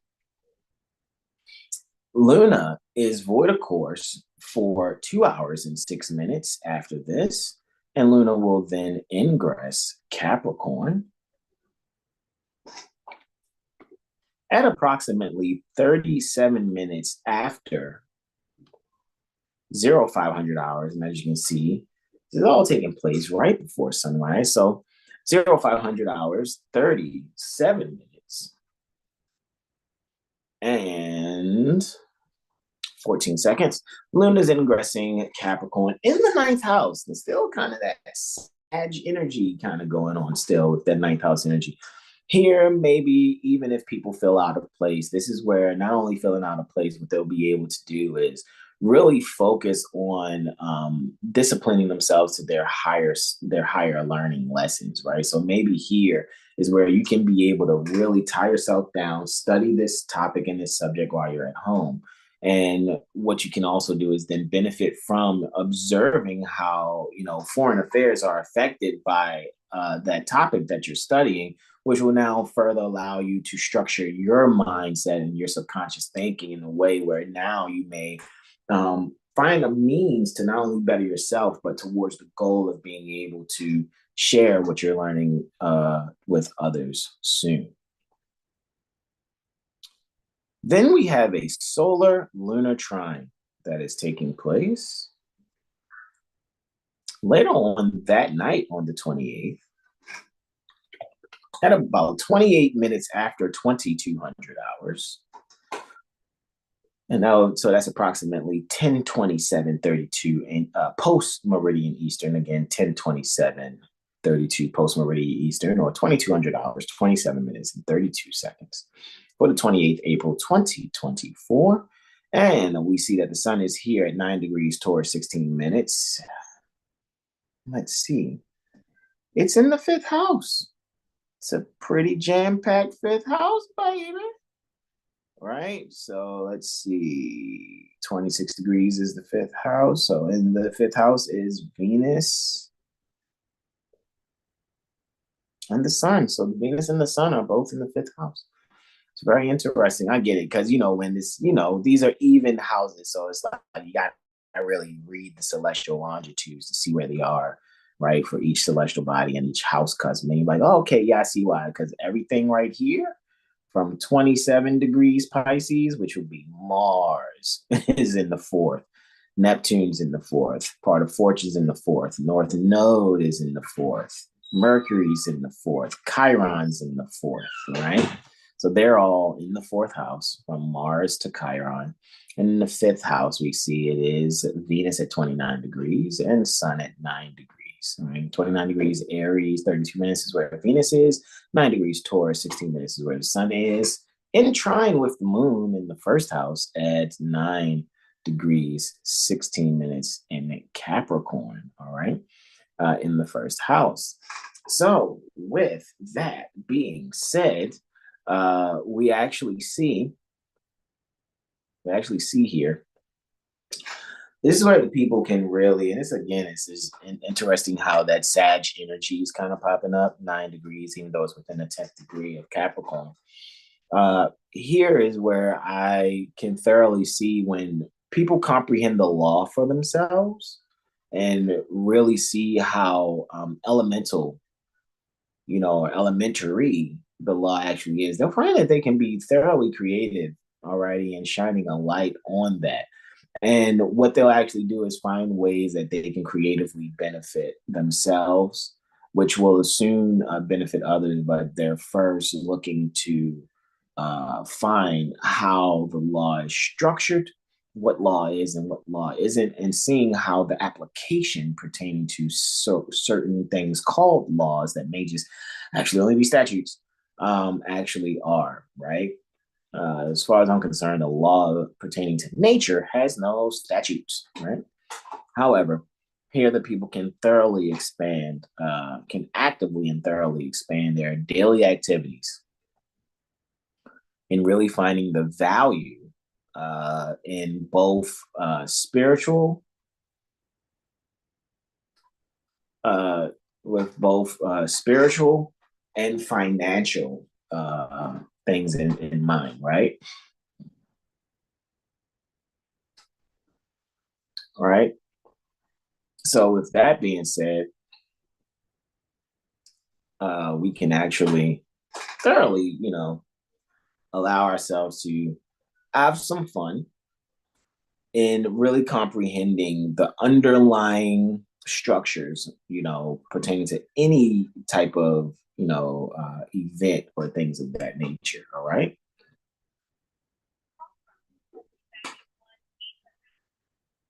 So looking at the structure or objective of any topic, it will really help you to allow yourself to be very creative.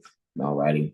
So don't mind or don't mind allowing yourself to really be what ye need to be, even if that means doing a bit of reading to comprehend the law. Right? With that being said, now we're moving to the sunrise for the 29th. Seems like I'm multitasking now at this point, right? Had a message and a call come in. I knew that call was some robocall. All right, so sunrise taking place on the 29th is about 14 minutes after 0600 hours, 14 minutes, and 13 seconds to be exact. 9 degrees Taurus, 35 minutes, as you can see, right? So within the 10th degree of Taurus, right? Which is very interesting. Let's take a look. What's the 10th degree pertaining to Taurus? Well, look at that. Architecture, right? Coming off of Neurasthenia, of course, and a conjunction to Saturn that took place on the 15th February 1941, but within the architecture degree. Building, right? After being very determined and resourceful while within the fourth lunar mansion, definitely get rid of pests with that fourth lunar mansion type energy, right? So anybody dealing with pest control, maybe calling pest control or some things of that nature, or dealing with some type of pest control, type of prevention for pests and things of that nature. Maybe finding some humane ways of ridding of a space of so-called pests, but maybe ants or some other infestation. Some may look at it as maybe you're finding a way to deal with that. All right. So with that being said, this is where I'm really seeing this is with people in their every their daily routine and being creative, they can really find a means of probably incorporating some foreign things that are very valuable to themselves, as well as being able to expand their knowledge on furthering their daily routine. All right. And maybe definitely finding some new ways of doing things that they do every day. All right. 31 minutes after midnight, which is way before sunrise, we have Mars and Neptune making a conjunction. All right. So the Martian Neptunian conjunction, like I said, is approximately taking place just 31 minutes after 0000 right? 0000, 30 minutes and 44 seconds to be exact, for the 29th April 2024. And Mars and Neptune are conjunct here at 28 degrees, 52 minutes in Pisces, while in the third house. So make sure you are actively instituting communication that is really necessary for what? For, really expanding all the possibilities when it comes to, new relationships, how to be creative about them. And even when it comes to, again, this fifth house is games, fun, speculation. Make sure you're actively instituting a communication that is necessary for clarity, so that there are no mistakes that take place due to a sense of miscommunication. All right. It's interesting. After that, technically, Mars is void of course, and Venus has finished up her void of course also. Now, as she ingresses her home sign, Taurus, right? That's happening next. And that's happening about almost exactly 7 hours after Mars is conjunct Neptune, which is funny because Neptune is a higher octave than Venus. So Mars being conjunct that, and then Venus finishing up its transit there in Aries, which is ruled by Mars. I'm just, sometimes I just see these connecting energies. It's like, look at that, all right? So about 7 hours later, at 0700 hours, 31 minutes and 6 seconds, we see Venus ingressing Taurus here. Looky, Astro Cookie. In the 12th house, this is where Venus is. I think Venus has a bit of accidental dignity in the 12th house, considering naturally associated with the 12th house is Pisces. Pisces is where Venus is exalted. So I'll give a little credit here to saying that Venus is feeling a-okay in the 12th house. And this here is where I think people will be able to beautifully isolate whatever it is pertaining to art, finances, and agriculture, and gardening. This is where people will probably 9 times out of 10 do their best to actively balance how they spend their time, as far as in the garden and in the markets. If you're like a gardening financier, right? Let's say you're a trader, Trader, not traitor, but not TR, not TRAITOR. We're saying TRADER. So maybe you're a gardening trader, or you're a trader who's a gardener, right? You're a trading gardener or a gardening trader, right? So when it comes to that, this is where you'll really shine in in really learning how to better structure the sudden changes that are taking place, because you're going to find yourself growing quickly here. And so where are these things taking place? Every transit that I went over, how is it really affecting you? If you would like to know, and you would like to further isolate the beauty that's taking place in your own astrology chart, make sure you reach out to Brother Hasan Ghazi Obey, to schedule your Mirror AstroLiteracy session, where I show you how to comprehend what it is that we're seeing here, so you can be able to at least comprehend your transits as you go on throughout your day, and other things that I will give you as far as comprehending what to look for throughout the days to come. Also, if you want to just do an hour session, for 1 hour, it is the Celestial Promise session. 3 hours Mirror AstroLiteracy session is 279 units and 99 cents. All right, that's 279.99, which means it's actually $459 for 3 hours. However, what I've done is I've knocked out that 39%, so to speak, especially for those that know what it is. And 9 times out of 10, that's what it is. But I'm also giving other specials that I won't really announce now, because I'm just keeping it, particular for certain communities that have been very helpful to me and my growth in certain knowledge. right? So, but guys, that mirror astro literacy session, I've been promoting for quite some time for a discount soon. That discount's gonna not be there. I'm gonna take that discount away. But that promo code reflect, alrighty, is another way for you to, mention it. Hey man, no, you said something about promo code reflect. What is that? Okay, I'll take 39% off of $459 and get you $279.99, and you get me for 3 hours. All right, and you can inquire about the celestial promise session, because there are some people who are getting a different amount of time for the celestial promise session and others, considering the different promotions within different communities, which I'm thankful and grateful that people have been very helpful in making sure I'm able to share what it is that I have to share as far as astrology. So thank you all so much. Appreciate you all. All right. So with that being said, we will move right along. There's a lunar Saturnian sextile that's taking place next.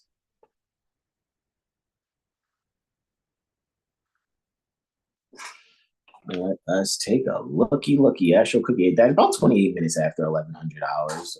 Lunar sextile Saturn, 29th of April, 2024, 11:28, 12, right? 1100 hours, 28 minutes and 12 seconds. Luna, 16 degrees, Capricorn, 31 minutes in the sixth house. And it is sextile Saturn at 16 degrees, Pisces, 31 minutes in the ninth house, right? These houses, of course, are 4 houses apart. So there's some underlying energy pertaining to old time security, property, right? Buried treasure, so to speak. Maybe even family, right? And here is where the people, moon people, or you can take your subconscious mind, right? Can actually, secure and feel at home in making sure that there's, they're expressing discipline in their daily routine. So in order to, possess, and the reason why I'm saying possess, even though that's kind of like a second house energy, but property is a type of possession, right? Well, when it comes to your possessions, you are actually being disciplined about it. So maybe this is where, you may want to take a ride, right? Isn't this a Sunday? Oh, that's a Monday. 29th is a Monday. Maybe this is where, you and all your loved ones kind of get together, and maybe there's that, how some people will have like that one automobile that's like the family wheel that's barely pulled out the garage or whatever. Maybe that's when you'll be able to take a little travel, maybe go enjoy the day. I know it's a Monday, right? It's 11, but that energy is there to maybe go on some bit of an excursion and enjoy yourself with the family in a way that you have some property that you normally don't utilize, whether it's a land conveyance or maybe even a space. Maybe it's a cabin or something. Maybe it's another piece of property somewhere else. And you and the family decide to go there and travel to spend a few days there, all right? Maybe even a few months. So that's how I see that happening there with that growth opportunity and new home structure, so to speak. Next, Luna is quartile Mercury. Look at that. All right. So with the lunar mercurial quartile taking place about 44 minutes after, hold on, I might have hit that button twice. At 44 minutes, 23 seconds after 1100 hours, of course. All right. Luna is still at 16 degrees Capricorn, but now at 40 minutes, still in the sixth house. Squaring Mercury. All right, Mercury's here at 16 degrees Aries, but we already know they all in the ninth house here. From Saturn's now in the eighth, but from Neptune to Mercury, they're all in the ninth house here, actively instituting, an opportunity by happenstance, perhaps, or even when it comes to health, moving forward out of one's comfort zone, being destined to really express one's mindset and knowledge that is learned, already all in the ninth house, which will definitely secure a means for someone to have a certain sense of stability, so to speak, and actually in transforming their home life, so to speak, So this may be some place where someone may have an opportunity that really allows them to continually have resources. All right. Luna's trying Uranus. All righty. So let's go and grab it, the Uranus right there. And there's a harmony between, there's just some harmonious sudden change in the home, right? Or being able to actively pour out some energy that is going to help secure people, right? Well. We're in the future. Went back to the future. Went back to the 20th. We're going to go to the 29th here. At 2100 hours, 48 minutes, 58 seconds. All right. Luna's here at 22 degrees. Capricorn, 20 minutes in the second house. Look at all those twos. Two, right? Under Saturn's dispositorship, of course, right? Saturn's under his own dispositorship. All right. And it is trine Uranus at 22 degrees Taurus, 20 minutes in the sixth house. And these houses being 5 houses apart. So, guys, when it comes to your daily routine and when it comes to your possessions and your disposable income, things of that nature, here's where people will actually find a way to structure their disposable income by making it work for them. Maybe even getting into some things where there may be some type of management in being able to not waste their finances, right? So here's where people will find a means to look for the power in having their disposable income and or finances work for them in a creative fashion, so that with their everyday activities, they're actually able to really expand on how to share their energy, even with their loved ones, by being able to, make this sudden change and recognizing the power in having their disposable finances work for them and their loved ones. So this is a really good energy also. And it's interesting how I started this out with WD Gann, and I just see this like repetitive kind of theme that's taking place, and it's great. Right? I think this is necessary, especially for the sun in Taurus. Why not speak about financial literacy, but really expounding upon it, so it's not just the sense of greed and things of that nature. All righty, let's continue. Next, we have sunrise taking place on the 30th, guys. 13 minutes after 0600 hours, of course, 10 degrees Taurus, 33 minutes within the 11th degree, of course.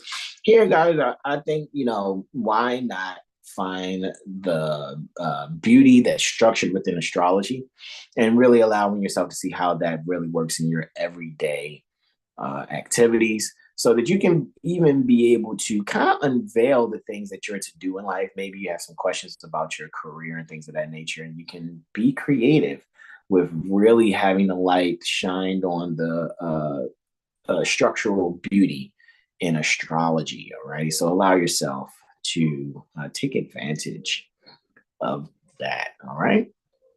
So with that being said, moving on.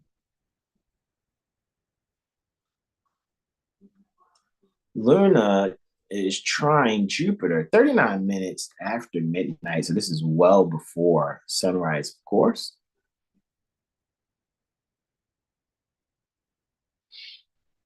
Luna's here at 23 degrees Capricorn, 56 minutes in the first house. Jupiter's here at 23 degrees Taurus, 56 minutes in the fifth. And this is taking place again, 100 hours, 38 minutes and 47 seconds. All right. And here again, self-creativity, right? There, right? Self, first house, creativity, fifth house, right? And here the people can actually really expand, all righty. Really expand the beauty in discipline. But the beauty in discipline in what? In sharing, right? Maybe there's a means for you to share some things and helping in a community where you can share your stories and things that you've been through or whatever. And maybe it's something that will help other children to see the importance of what you do. Very huge on show and tell kind of energy with this moon trine Jupiter, where they are at 23 degrees, 56 minutes, respectively, moon in Capricorn and Jupiter in Taurus within the first and fifth house. So allow this show and tell day to be one where y'all can enjoy sharing what one another does in making their contribution to society. Next, we have a lunar Neptunian sextile. All right. And that, of course, is happening after sunrise, 0900 hours, 25 minutes, and 16 seconds here. This is where we see at 20 degrees Capricorn, 55 minutes in the 8th house. Neptune's here, 28 degrees Pisces, 55 minutes in the 10th. All right. Make sure we are communicating, how or why we want to take time to isolate at home, maybe need to recharge. All righty. And in that recharge, isolating oneself at home, it will really allow ones to be able to focus and isolate themselves in their endeavors for what it is that they do for that day pertaining to their particular career and or craft, or what it is that they are to perform, so to speak, or execute for the public, or even for their peers. All right. Next, we have a lunar Martian sextile that's taking place. And then the moon's void, of course, which lets me know this is taking place to the wee. Look out, 29 degrees Capricorn, 59.6 minutes. And that's where Mars is too, 29 degrees. Pisces, 59.6 minutes. That's why that's why Luna is void of course, literally for less than, it looks like even less than 30 seconds, the moon is void of course. I mean, I don't know. I mean, well, less than 30 minutes, I'll say. Right? But sheesh. Six tenths of a let me see. Let me really think about this. 6/10 of a minute. If a minute is made up of 10 sets of 6, so that's 36. It's 36 seconds. It takes the moon 2 minutes on a watch to move 1 minute. Yeah, this is less than a minute. That's what I'm saying. No, man, this is less than a minute. Now that I really thought about the math, because moon's going to be void of course at this time, and then literally in less than a minute, we're going to see the moon ingress Aquarius. So we're going to see, we want to pay attention. We see that this Luna sextile Mars is happening at 1100 hours, 18 minutes, and 32 seconds, of course. All righty. On the 30th, April 2024, right? So what is this? What does this mean? This is a critical degree. So when it comes to the critical degree here, and this is happening in the 6th house, moon's in the 6th house, and we see Mars, of course, is in the 9th, right? 6 and 9 again. So it's this security. And it's fine. It's interesting setting. The moon is setting right here, right? So the people can settle in their everyday activities by making sure that they're being active in what it is that they're studying, right? Their higher learning endeavors. And this is where, instituting the discipline necessary to be very active in one's studies will really help the people to, better settle in the structure that is necessary so that they can feel secure in their everyday, endeavors, their daily routine. So that's what I think. I think it's definitely critical for people to make a decision, because here's where you'll either make or break yourself in what it is to take place, especially with Venus home. Then Mars will be home after Moon makes its ingress into, after this, Luna makes its ingress into Aquarius, and then Mars makes its ingress into Aries. So I think this is where we want to be sure and be settled in what it is that we're about to move forward with so that we can grow and expand, caring for ourselves and our loved ones, as well as our community when we make contributions into our immediate communities at home and abroad, so to speak, right? So with that being said, let's see how far from 11/18/32 Luna goes to ingress, because moon's were the course here. And then Luna ingresses Aquarius. So let's have some fun. Oh, stop it. Why did it take me back? So that's bananas. Boom. It was technically less than a minute. Okay, so it was about 48 seconds. So it was about 48 seconds, right? Because it was 11/18/32. Was that correct? Did I say that right? I hope I got that right. So yeah, it was definitely under a minute. So now Luna, of course, still in the sixth house. However, is there. Oh, hold on. Let me go back. I think that was the seventh house. That wasn't the sixth house. That was the seventh house, right? Because it was at 29 degrees, and the seventh house cusp was at 27. So let me correct what I said. Actually, let me go back and double check. Let me go back and double check that. Boom, shagalaka, 60 degrees. Just going ahead. How far it take me back? I know it's going to take me back far because it's so close. Yeah, that's still in the seventh house. Okay, so Luna and Pluto was still in the seventh, so not the sixth. However, I still know that it's setting, so it just has me thinking like, hold up. But also what we can also see here, relative communication is necessary also. So make sure when it comes to communicating with your relatives or really being able to make some powerful investment, so to speak, into your family and your relatives, you are doing so based on actively instituting and disciplining yourself by that which you're learning already, just to take it back right there. And it was at 11/18/32.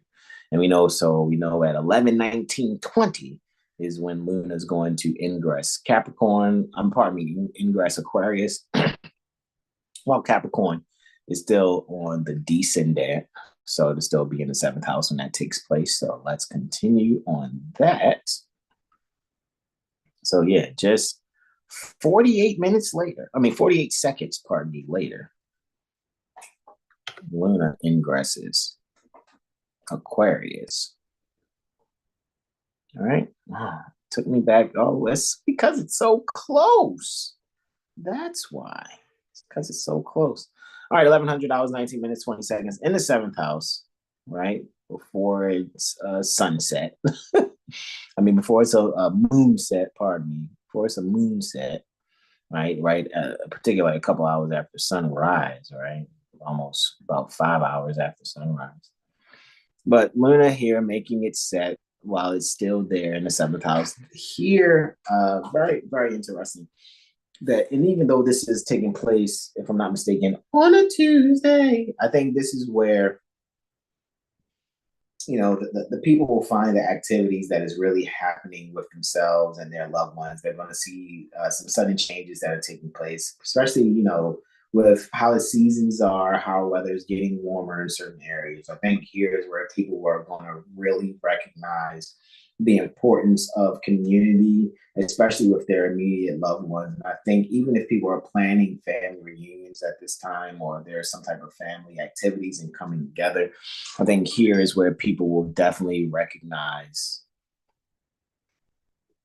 I think people will definitely recognize the importance. Alrighty, definitely recognize the importance that is necessary, and just sharing and pouring out into one another, especially that information that is very helpful, right? Very, very helpful, right? I'm sorry, I'm laughing at my consort. She just texted me. I know. We inspire so many people, baby. I get it, right? Things we do, even we're just sharing, right? And that's all we're doing. But people are trying to make career moves out of things that we just are even saying here when we want to share information with our relatives and things of that nature. It is amazing, right? Just super amazing, right? So, it is what it is. I can't help but laugh, man. I can't help but laugh. It is what it is, right? How sometimes people will watch you, you know what I'm saying? They'll watch you, you know, and they'll start, and it's cool. That's why I do what I do. But sometimes people just watch and start trying to make a career out of things you do without just, why not be supportive? Come in, support us, be a part of the community. You know what I mean? You ain't gotta hide in the rafters. Make yourself known. Make yourself known who you are. You know what I'm saying? So it is what it is. But any Hoosers. uh, uh, let's continue, guys. That was funny. That made me laugh. I guess I'm flattered. Imitation is the greatest form of flattery. Some will say. Who knows how true that is, though? Actually, but that's funny. Yeah, they're definitely watching.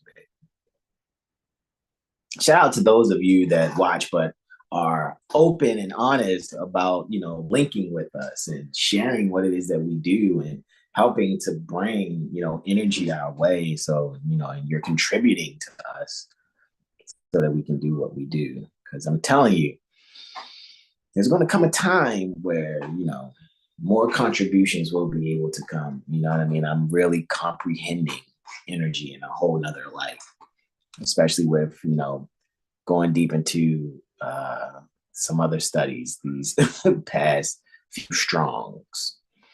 Now, I went previous, didn't I? I mean, I know I went next. Wow.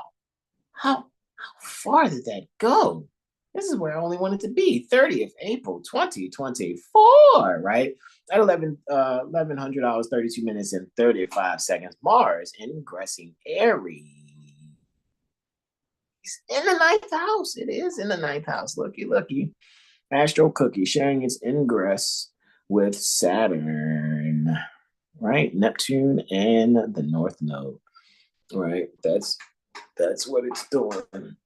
It's sharing. Oh, so with that even being said, what we're seeing here, right? And this is where people can really take charge in exploring. The mental exploration that you can do while studying. Maybe you're just reading books, maybe you're looking at videos, maybe you're doing a combination of studying certain books as well as maybe being a part of certain study groups. All right. Here's where you can definitely take charge in the mental exploration and have it actually benefit what it is that you endeavor to accomplish, whatever your goals are. All right.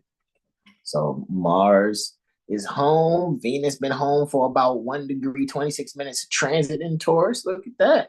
Hey. You see Neptune's home. Looky, Astro Cookie. So it's already a couple things already home, right? Neptune in Pisces, Mars now in Aries, Venus in Taurus. Feeling good, I see, all right?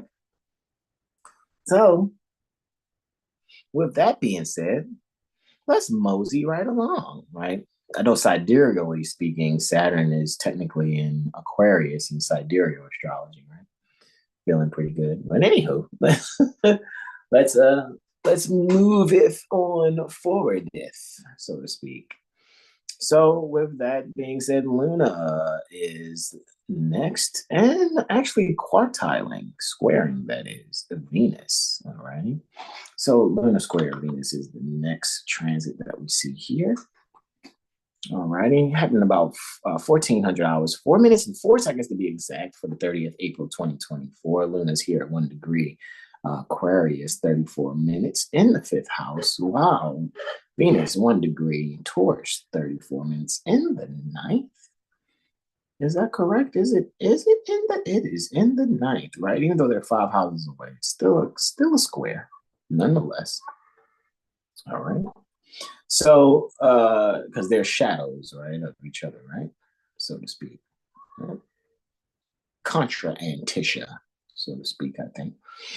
However, with that being said, right, with Venus being in the sign contra antitia to where Luna is, uh, here's where we are able to thoroughly initiate some creativity. Maybe you're an art teacher and you're someone who is assisting other children in finding their creativity. Maybe you're teaching some really sophisticated means of art, but in a super fun way.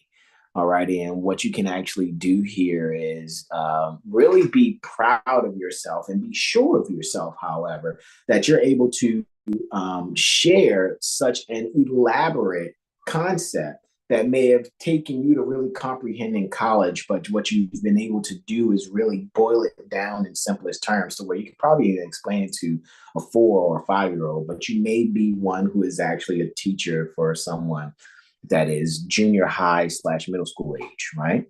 And I think you should really enjoy taking advantage of being able to share these elaborate art concepts in your mind so that you are able to really have this newfound sense of confidence, self respect, and self worth within the little ones that you're teaching. So make sure you do that and stimulate that in those minds, stimulate that beauty in the minds of the youth. All right.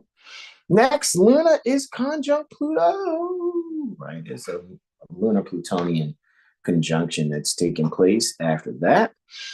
Last transit for the 30th April 2024 happening at 1500 hours, 0 minutes and 9 seconds. Luna and Pluto are conjunct here, 2 degrees Aquarius, 6 minutes in the fifth house.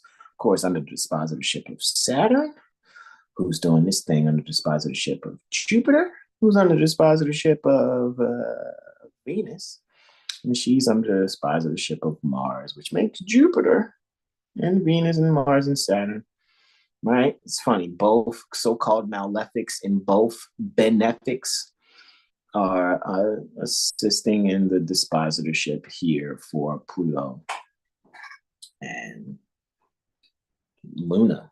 It's a daytime chart, of course. So what's interesting is this is where we can find how being safe in speculation is key. Alrighty, so making sure that checking with your peer group, making sure you're comprehending concepts in financial speculation, for example, 2 degrees, finances, fifth house, speculation, power, not only power, but also, joint financing, right? Type energy, Aquarius, internet, groups, right? People, moon. So with the people, with the people dealing with shared financing, speculation, and internet groups, so to speak. With that being said, that's one way it could be looked at, right? But the people could also find a means to stop something that isn't beneficial for them, make the sudden changes necessary so that they can be able to enjoy, alrighty, themselves and that which comes from financial literacy and financial know-how. All right. So that's how that goes, right?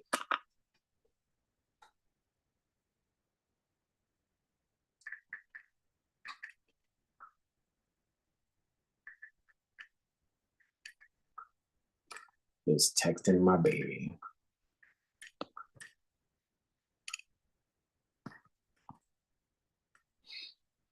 So let's move on. Next sunrise here. All right.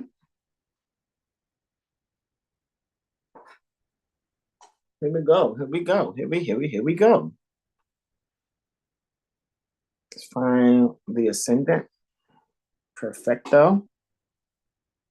Going into the 1st of May now.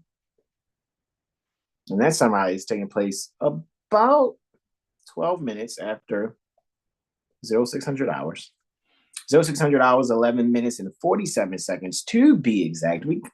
After this, we only got 2 more transits to go over, y'all. It is all right. It is okay. All right. So with that being said, here we go.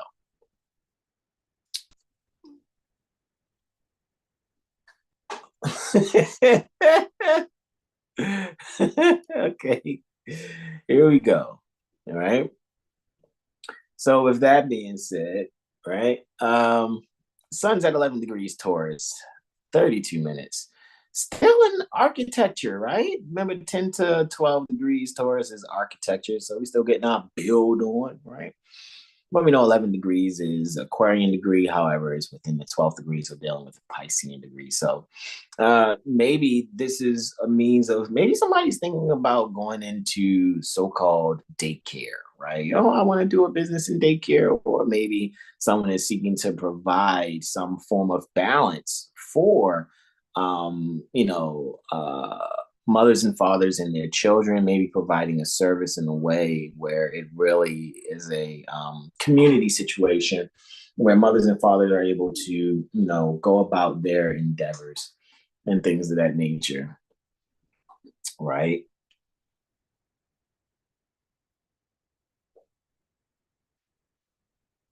Indeed. So, this is where I think, people can really find that balance, that sense of community, maybe in, there being something where there's somebody who is decent and wholesome, helping with the children. Maybe it's a group that's doing so and helping the children, where mothers and fathers within a certain community are able to work on their craft and do things. Or maybe even this is kind of like a bring your children to work type of situation, where you can actually show your children what it is that you do, right, and every day. And maybe this will also further encourage a family endeavor, so-called family business, where there is a coming together and working in a certain way, where every day not only are the children getting the learning that they need, however, also at the same time they get to work with mommy and daddy, and it's fun. It won't be really a hurtful or critical thing, because now there is like financial literacy taking place through providing a product and or service in a non-statutory fashion. I trust. If you feel like you got to do things according to someone's statutes, then make sure you're showing your children what it is and communicate to them things about the law also, so that they'll know how to protect themselves from people wanting to misuse statutes. All right. So with that being said, let's go into the first transits happening after sunrise. There's the third quarter moon taking place. So that's the solar lunar quartile that's taking place, right? So sun and moon are squared. Sun is at 11 degrees, 35 minutes in Taurus, in the 12th house, of course. And Luna's there at 11 degrees, Aquarius, 35 minutes in the ninth. Look at that. They're 4 houses apart. So when it comes to, communicating in any relationship, it is definitely helpful for the health pertaining to the relationship. So shine a light on the health of the relationship by really nurturing the sudden changes and pouring knowledge and information into one another, by being able to communicate the feelings that are necessary, and also communicating that which is very actually valuable in expanding the sudden changes that are always taking place daily. Because right now, I feel like collectively there is a shedding of old living and old concepts and old ways of thinking, and the embracing of something new is what's actually going to help keep all loved ones together. And I think when you guys actually see this play out, especially post eclipse energy, post retrograde energy, you will definitely be like, okay, I'm getting it. Yes. Okay, we got to shed that old skin and, let this new skin, so to speak, do what it do, or shed that old way of thinking and let the new way of thinking prevail. Last but not least, there is a lunar mercurial sextile. All right, it's the last transit here. And then we'll go and share when those other two eclipses are taking place. Make sure I share that with you. I know I showed you guys the retrograde cycles, right? So here we are, just 47 minutes and 42 seconds after $1,700 for 1st May 2024. That is, Wednesday to, next Wednesday, right? We are seeing Luna here at 17 degrees Aquarius, 36 minutes, sextiling Mercury at 17 degrees Aries, 36 minutes in the 7th house. So these are 4th house, 7th house. So, hey, when it comes to grandma, right, and you're having a conversation with grandma, and even though you recognize grandma's pretty young too, right, when it comes to having this conversation with your grandmother, right, don't be shocked by the things that she says. I think what you'll actually find, any of you that go to communicate with your grandmother, or maybe you may find something out about your grandmother at maybe some type of, maybe grandma passed away, right? And you're at the repast, you guys are eating food, and someone brings up a funny story about grandma. Or grandma is the one telling funny stories about someone who was a family member that transitioned a minute ago, and really being able to share some things that is actually going to help the younger family members, to help them in their endeavors in taking care of themselves and the family in the dimensions manifest term, the future. So really allow that communication with your mother's mother in particular, or maybe your father's mother. But for some reason in my mind first came mother's mother. But if it's definitely your father's mother, right, make sure that communication is something that you find joy in and laugh about, even if you don't recognize it in the moment. When you go to think about it in hindsight, you're like, oh my God, they were so funny, I get what they were saying now. And you'll find that joy. Or maybe you may recall a conversation, and it, maybe it was with your grandmother over 15 years ago, and now you see exactly what she meant and what she was talking about. So make sure you rejoice in recalling that conversation. All right. So with that being said, last but not least, let's see, when are those eclipses happening, baby? Boom shakalaka. So as we can see, we are ready for the year. We already got 2 eclipses out of the way. On the 25th of March 2024, we had the lunar eclipse, right, where the moon was at 5 degrees Libra, 7 minutes, and the sun was at 5 degrees Aries, 7 minutes. Then we just recently, a couple of Mondays ago, we had on the 8th April 2024, at approximately 0200 hours and 22 minutes. Someone was like, oh, it'll be exact and full at 3:07 p.m. Eastern. I get it. I get it. Right. Yeah, I saw that I did a presentation. We couldn't really see it. I was holding my iPad here, but we really couldn't see. But even though I left that up on the YouTube channel, right? That's the video before this one. But that took place where Luna and Sun were both at 19 degrees Aries, 24 minutes, right? And we know 19 degrees is the exaltation of the sun, right? So, old ways of thinking, or if there was a control, some type of control energy, some ruler of whether it's a ruling idea or actual, being who was being despotic in your life, that's over with, right? You can take power of your own life now. Or if you were someone who was, in a despotic position now, you're gonna, see what it's like to not have that power over people, because what you'll recognize is that the people don't need you to rule over them, especially unfairly. The next lunar eclipse is taking place on the 17th September 2024 And you're going to be able to see this one too. It's going to happen at 10:35 post meridian Eastern. 10:35 post meridian Eastern. Adjust your time zones accordingly, and the moon is going to be at 25 degrees Pisces, 41 minutes, while the sun will be at 25 degrees Virgo, 41 minutes. And then the last eclipse for the year, which is a solar eclipse. So you see when lunar eclipse, solar eclipse, lunar eclipse, solar eclipse. Last solar eclipse is going to be taking place just 50 minutes after 1400 hours, or 2:50 post meridian Eastern, for the 2nd October 2024, where both moon and sun will be at 10 degrees Libra, 4 minutes. Questions, comments, and/or suggestions from those of you that are here?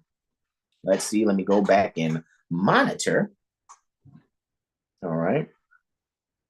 Go back and monitor here. Indeed. All righty. G. Michael Turner says, grateful for the incredible detail shared. Gratitude. Gratitude indeed, G. Michael Turner. Appreciate you and thank you for the subscribe. All right. So let me stop the screen share here, beloveds. I'd like to thank you all for joining me for this 7-day Tropic Medical Astro Weather Report. I know it's kind of lengthy, so I'm guessing we had a couple hours, 3 hours or so, but it's all good, guys. I trust you all enjoyed that which I've shared with you. And share this with your loved ones, right? Remember, guys, don't be afraid to donate, all righty? Like I said, I'll put the cash up there in the description, but it is the Caduceus symbol, or what you call the $sign for the cash tag. Our Astrology Street, OurAstrologyStreet, Our Astrology Street. Thank you all so much for joining me. I will see you guys for the next presentation, whatever that is, right? Like I said, man, I'm really enjoying embracing my studies and this direction that I'm taking, all right? So with that being said, guys, I shall see you all soon. This is where I say to y'all, love you all. Rest and recharge well. Namaste, namaste, namaste. Islam, Islam, Islam, y'all. Peace and love. Peace.